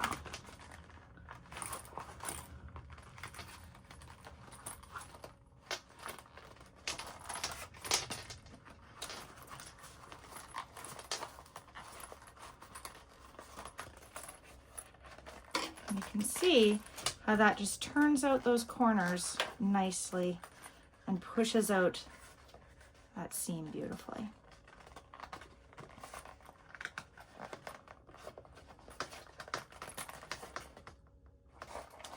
Now, we do have some top stitching to do. When I top stitch this in the pattern, I go from the top of the zipper flange, where the top stitching ended on it, all the way around the top edge and end at the same point. Some of my testers like to use double-sided tape to fold this under, and then they top stitch all the way around the whole front panel. So I'm just going to move my clips out of the way.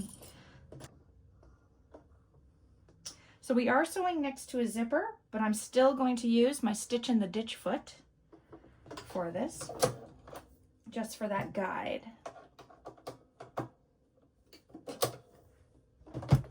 And you can turn that gusset inside out while you do this, just to get it out of the way. Just make sure your lining is smooth, your zipper's smooth as you come around. And again, I'm going to start right where this stitching ended on the flange. And I'm actually going to do an angle stitch onto the body and then come around. You can also leave your threads long and then tie them off in the back and tuck them through with a needle if you want it. I don't want to do that. I'm just going to do a little back stitch there, and it's just one stitch that I'm going to do a back stitch on. But I am going to hold my top thread when I start because I don't want it to nest on the back.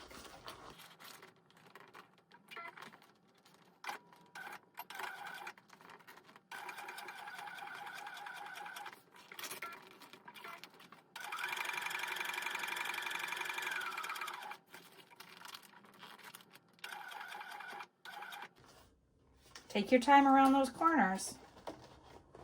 That's where the wonky top stitching starts.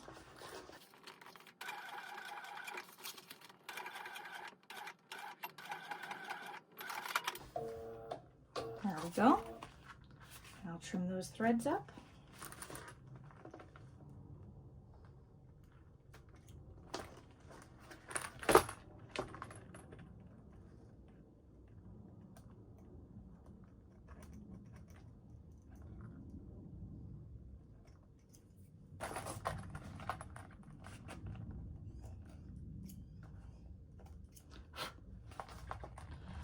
And I'll close this with some hand stitching. Now we're ready to attach the back panel. But first, admire your work. Oh, I've got a thread sticking through. Oh, it was a loose one. Take a moment to ensure your zipper works the way it's designed and that you didn't catch any of that zipper in your seams. All right, the back. We need this to be lining side out.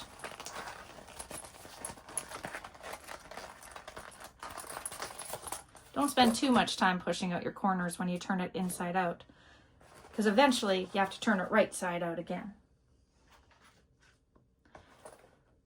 We need our back panel, just like so, and we want the same markings on that.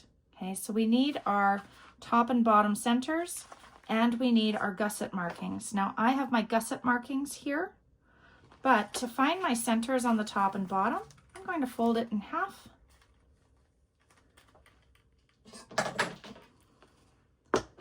Make sure it lines up. Make sure your wings line up and your bottom corners when you do that fold in half. And just snip to give me that little triangle. And same thing with the bottom. I'm gonna fold that in half. There's more layers on this panel, so that means you're gonna need some good scissors. Okay, so that's my top and bottom centers. And remember, we did mark the top and bottom centers on our zipper as well, on our zipper gusset.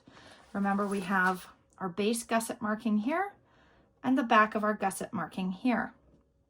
Plus we have our gusset seams to line up with these other markings that I've added right in here. So we're going to line this up, and just like the front, you can do this in sections. Okay, so I love starting with the bottom because it's rewarding. It's a success every time without any work. So keep your main flat and then bring your gusset along that straight edge. Now this time you don't need to use a zipper foot when doing this because you don't have a zipper anywhere near it. However, I have had great success using a zipper foot when working on a gusset that goes all the way around a bag, because a regular foot is actually pushing down seam allowance as well as the bag itself. If you take a look here, it actually is pushing down quite a bit of bag over here. Okay, so now while you're sewing it this way, but your seam allowance is here, you're lined up with that edge, your needle's here, but you have another 3/8 being pushed down. Whereas if you use a zipper foot, your needle's on this side and that bag isn't being smooshed down as much on that inside. So I do find a lot of success using a zipper foot to put a gusset on a bag. I've got my zipper foot in place. I'm going to sew that straight edge, then come up and take a look at the top edge. Now you could do this as basting, or you can do this with a full seam allowance. I like to do it with a basting, so I'm going to crank my stitch length, just because I want to do one nice stitch line for my finish, because I feel like it's rewarding.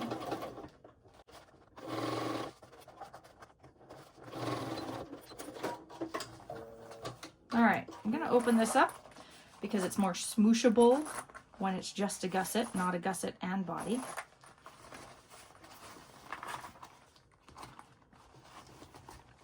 push that strap down. And I'm going to line up my centers again.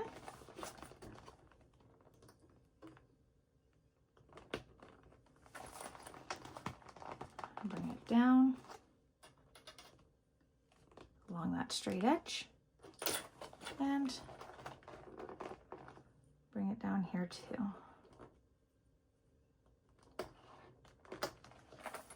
And I'm going to baste that in place too.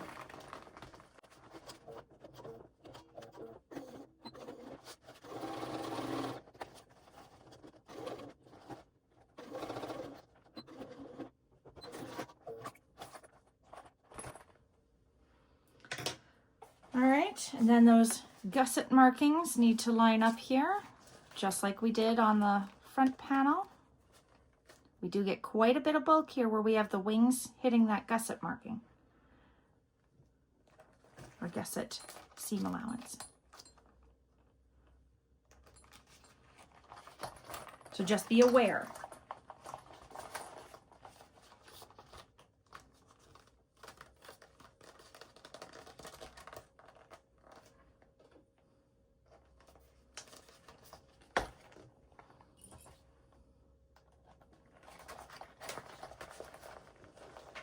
And doing that straight edge as well, right over the zipper and wings,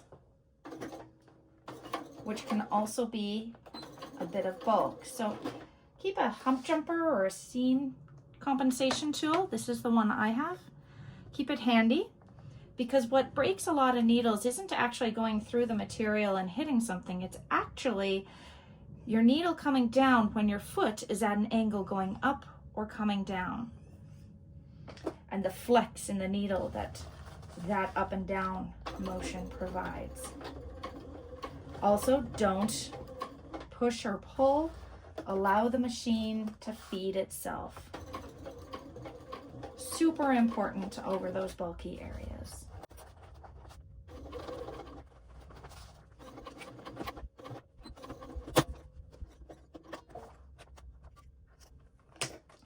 Now the other thing is, it never ever hurts to change out your needle for these really bulky sections, because a fresh needle has a really sharp tip. Let's get that other side as well.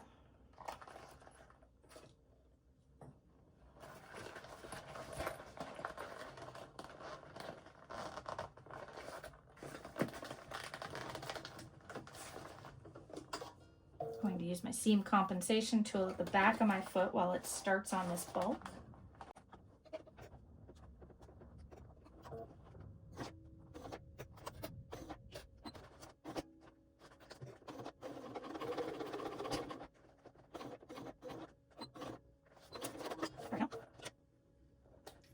Now, just like we did with the front panel, we do need to get around those corners, and you can see I'm not quite going to do it without putting some snips into my fabric.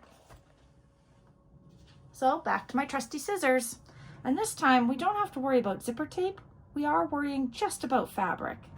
So we're going to put snips into the zipper gusset, no more than 1/4 inch for a 3/8 seam allowance.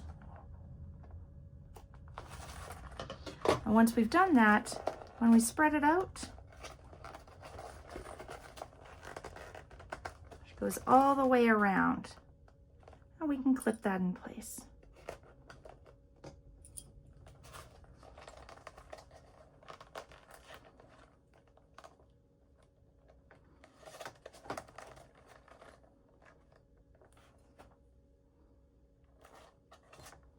Same thing with the other 3 corners.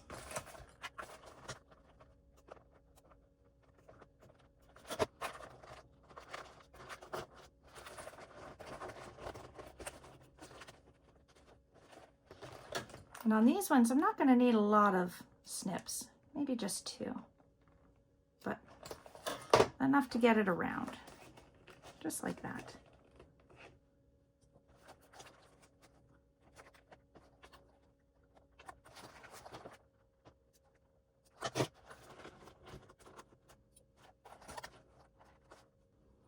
Now today, I'm going to be binding with fold over elastic, which means that what I'm going to do at this moment is a 1/4 inch seam going all the way around. And then when I bind, I'm going to get that full 3/8 seam allowance with my binding. So I'm going to stick with my larger stitch length still, and I'm going to go all the way around this on my corners and my edges with about a 1/4 inch seam allowance. I'm going to start on one of my straight edges since I haven't basted those corners down yet.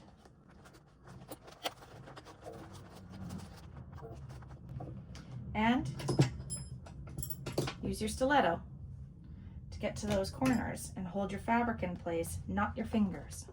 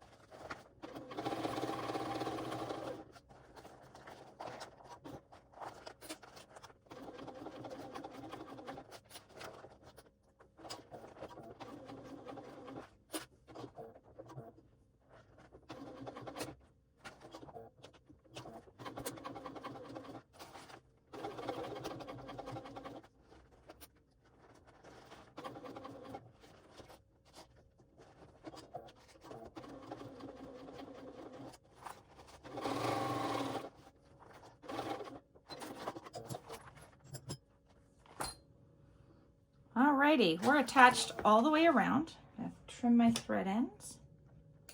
It is with a basting stitch, but now I can take my fold over elastic and put that on there.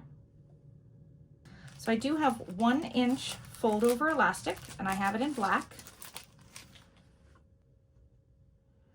Okay.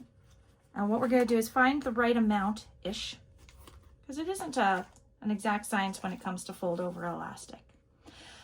Again, it is 1 inch wide, fold over elastic. It is not 3/4 inch wide. A 1 inch wide gives you 1/2 inch here, which gives you your 3/8 seam allowance, plus some depth for your fabric and a little bit extra. So when I do fold over elastic and I do my binding, I do like to start on the bottom of the bag. Nobody's going to see the bottom of the bag because you've got things in it. So something I've recently seen is clipping it in place to find your measurement. Okay. When I go around corners, I am going snugly around that corner. I'm keeping it taut, and I am partially stretching it. Okay. Bring it to the beginning and cut it off. Give you your specific length. Now, fold over elastic ends can be left raw. However, you can also, as an option, stitch it closed so that you have a loop to do your stitching with. We're going to try that today. So I'm taking the soft fuzzy right sides, putting them together, and I'm just going to stitch this together to form a loop. Doing this with just a 1/4 inch seam allowance, something small.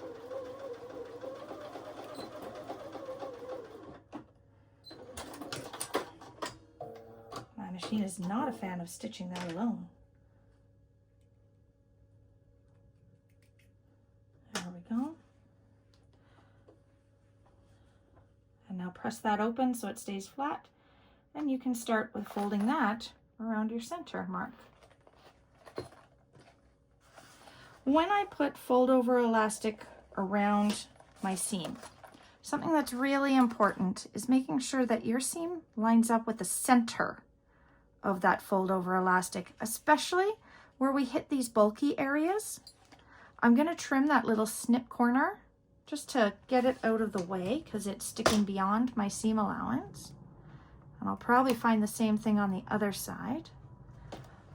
And these bulky areas, you can actually trim back a little of the fabric. In garment sewing, they call that grading it.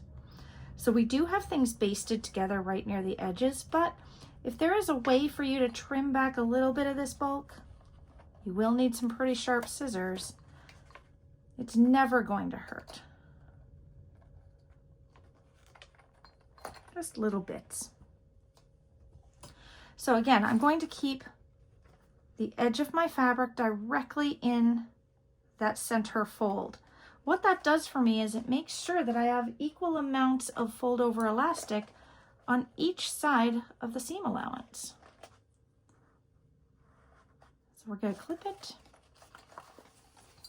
set it around.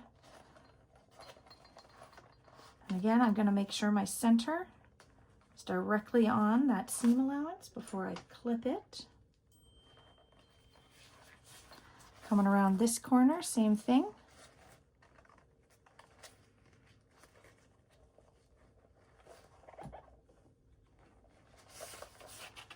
Let's come back to the bottom and make sure we've got this right on top of that seam allowance.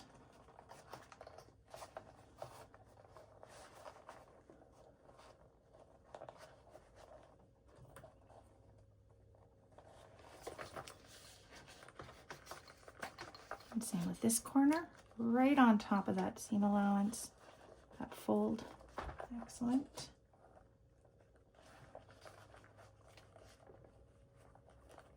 We'll clip this down.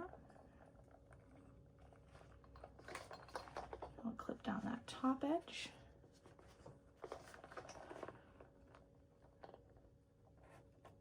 All right, you could put a lot more clips on here. I'm not going to, I'm a lazy clipper.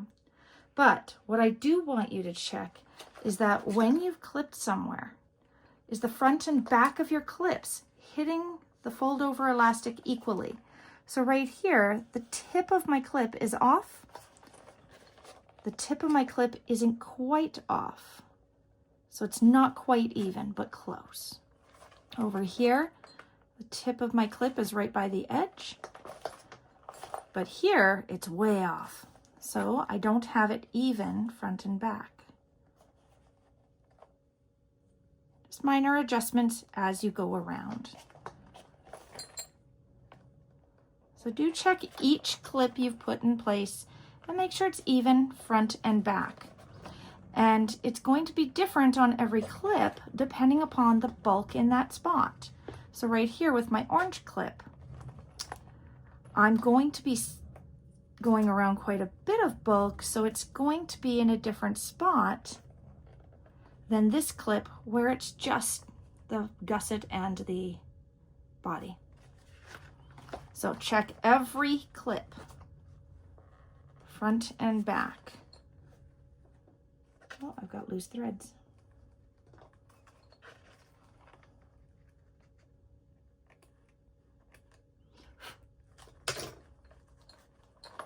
I also noticed my elastic's a little loose here, so let's just bring that tautness a little around. Make sure she's snug all the way.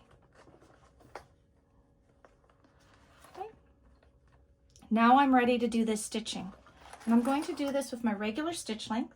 I'm going to do this right beside the edge of my fold over elastic or my 3/8 seam allowance. As I go, I'm going to make sure my elastic is pushed in against that seam allowance. And I'm going to start on a straight edge where I'm comfortable. I'm also continuing to use my zipper foot because again, it's going to push down less bag than if I were using my regular foot. So I do like to keep my hand pressed against that fold over elastic to make sure it stays snug against the body of my seam.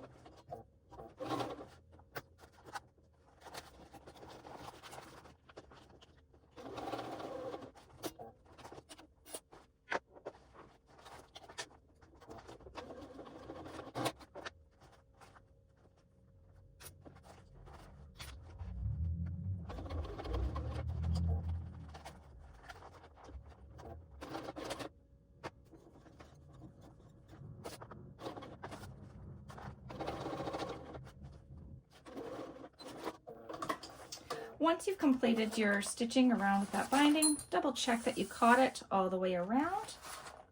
We're good to go. And we're going to turn it right side out. Which I like to do the top first, just to turn that top edge. And push through the bottom.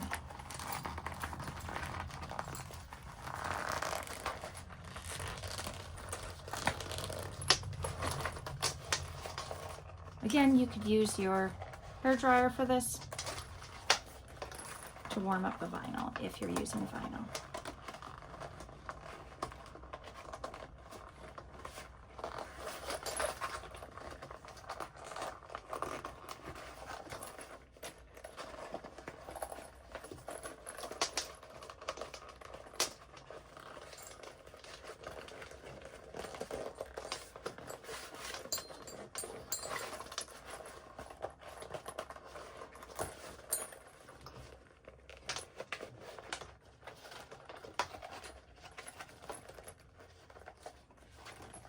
Got my little label perfectly in there.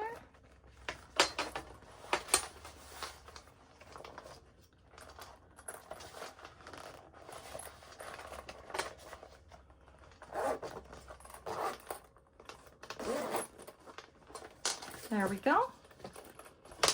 And now we're ready to put on our piece of hardware and make our final piece, which is the optional little guy for keeping your strap, so a strap keeper. For that strap keeper, it's just used when you don't use a strap slider.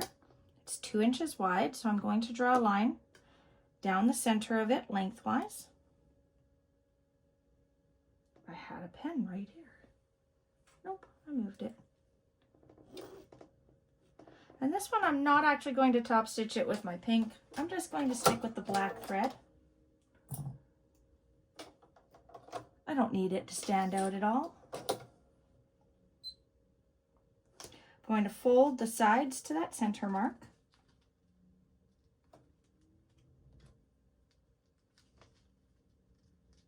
Because it's so small, I'm not really going to worry about double-sided taping it or anything. So top stitch each folded side.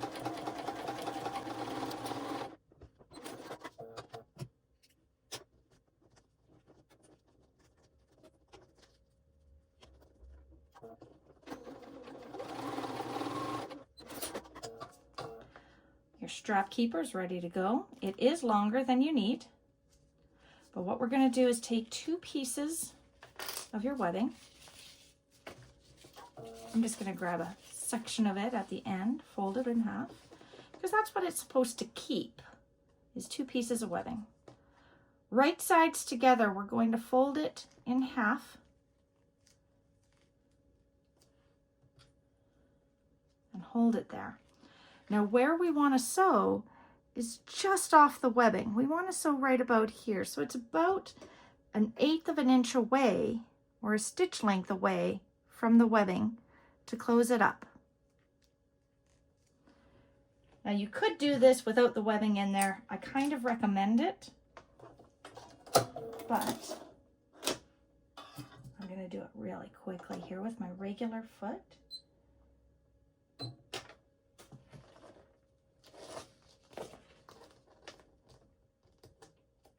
Keeping your extra threads out of the way.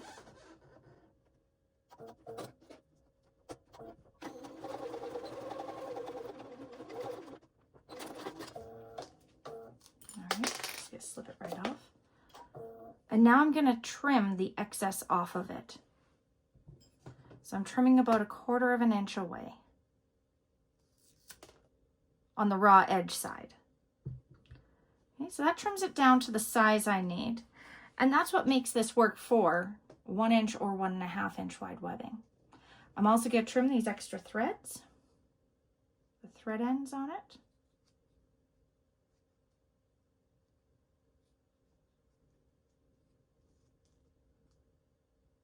And we're going to turn it right side out.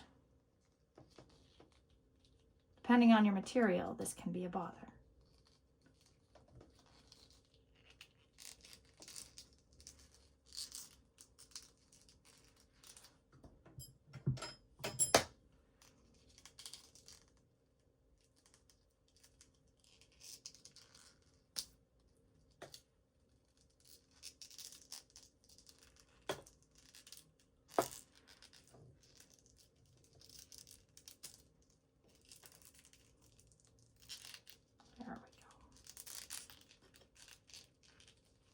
This can be made from any of your materials. All right, now I do like to press that seam flat, just finger press it.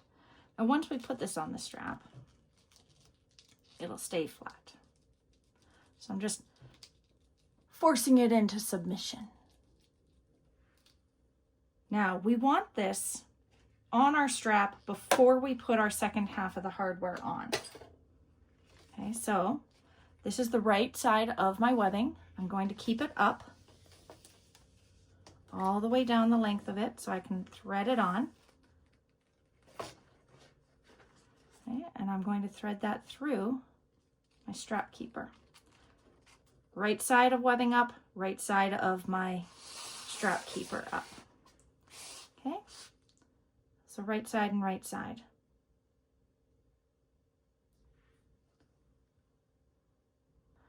Now, keeping your webbing right side up still, I also have my male piece of my side release buckle.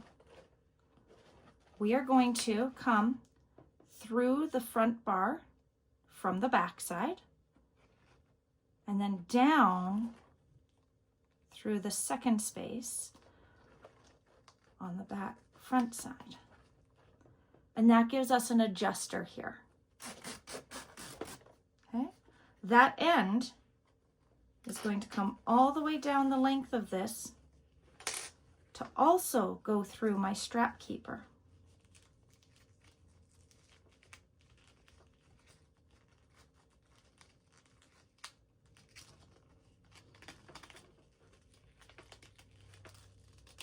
There it is.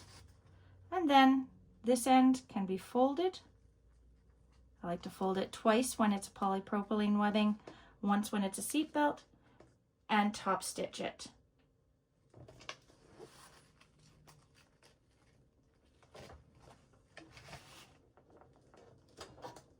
Hold your thread end when you do this. You don't want to see that thread end nest underneath.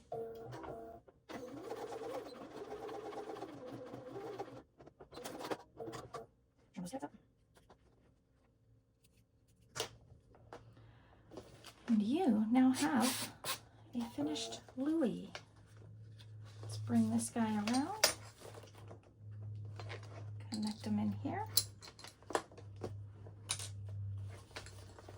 and he's all done. That strap keeper just slides near the end to keep your strap from being floppy. I do have the strap quite tight, so typically, let's loosen that strap up a bit.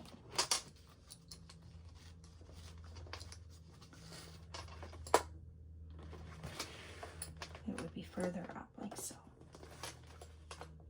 And it can sit where you're comfortable.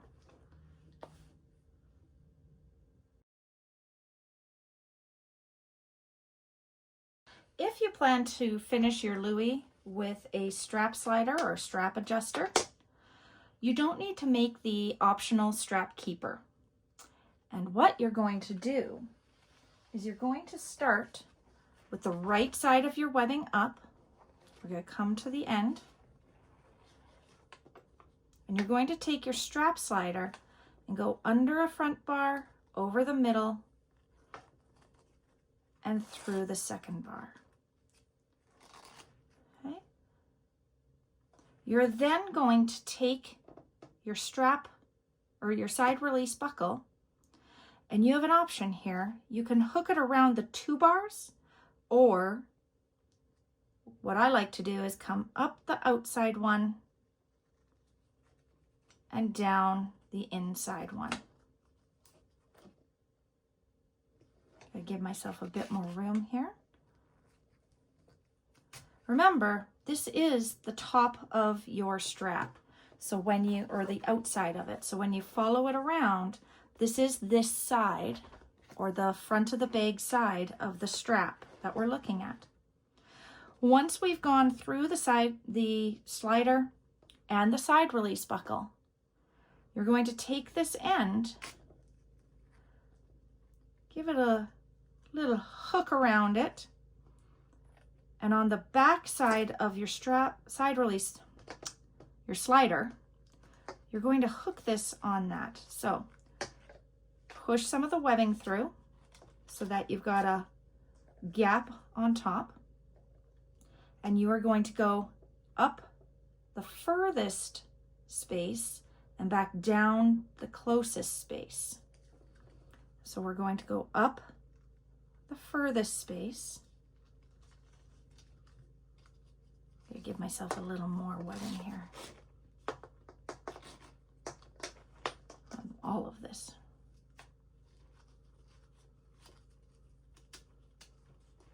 All right, so through that side, you can see I've got that end, and you're going to hook it around that middle bar. So bring it back down over that middle bar. And that section hooking around the middle bar, you can make it as long as you want, but that's what you're going to sew. I'm going to take that to my machine and top stitch that.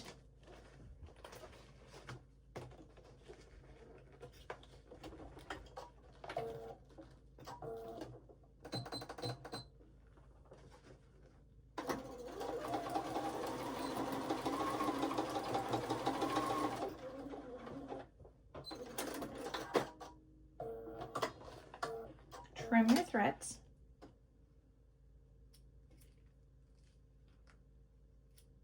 Okay. Now we're going to bring our slider down the strap, snug it up, bring our side release buckle down the strap.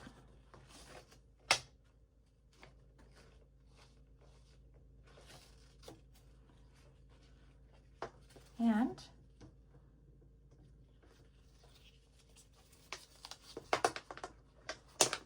hook it on the other end.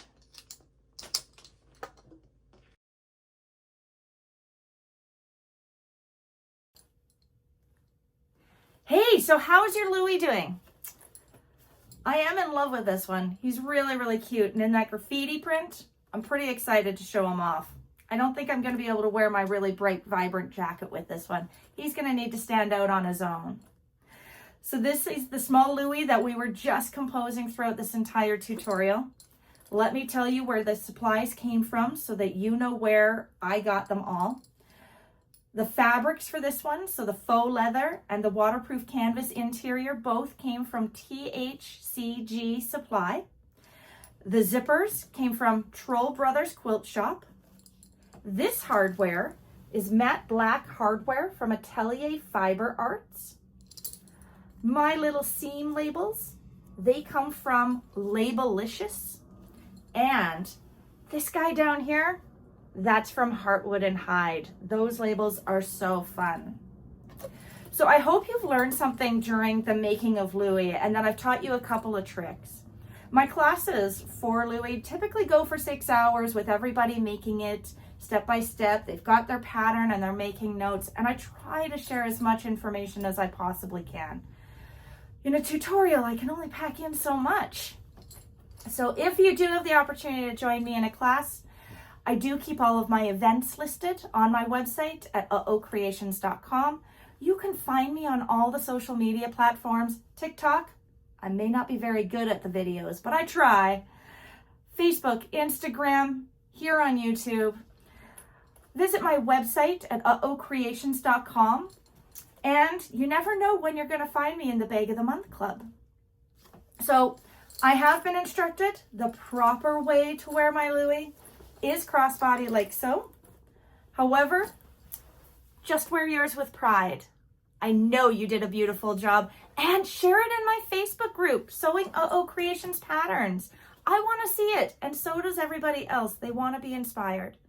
So thanks for being here. We will see you in the next one.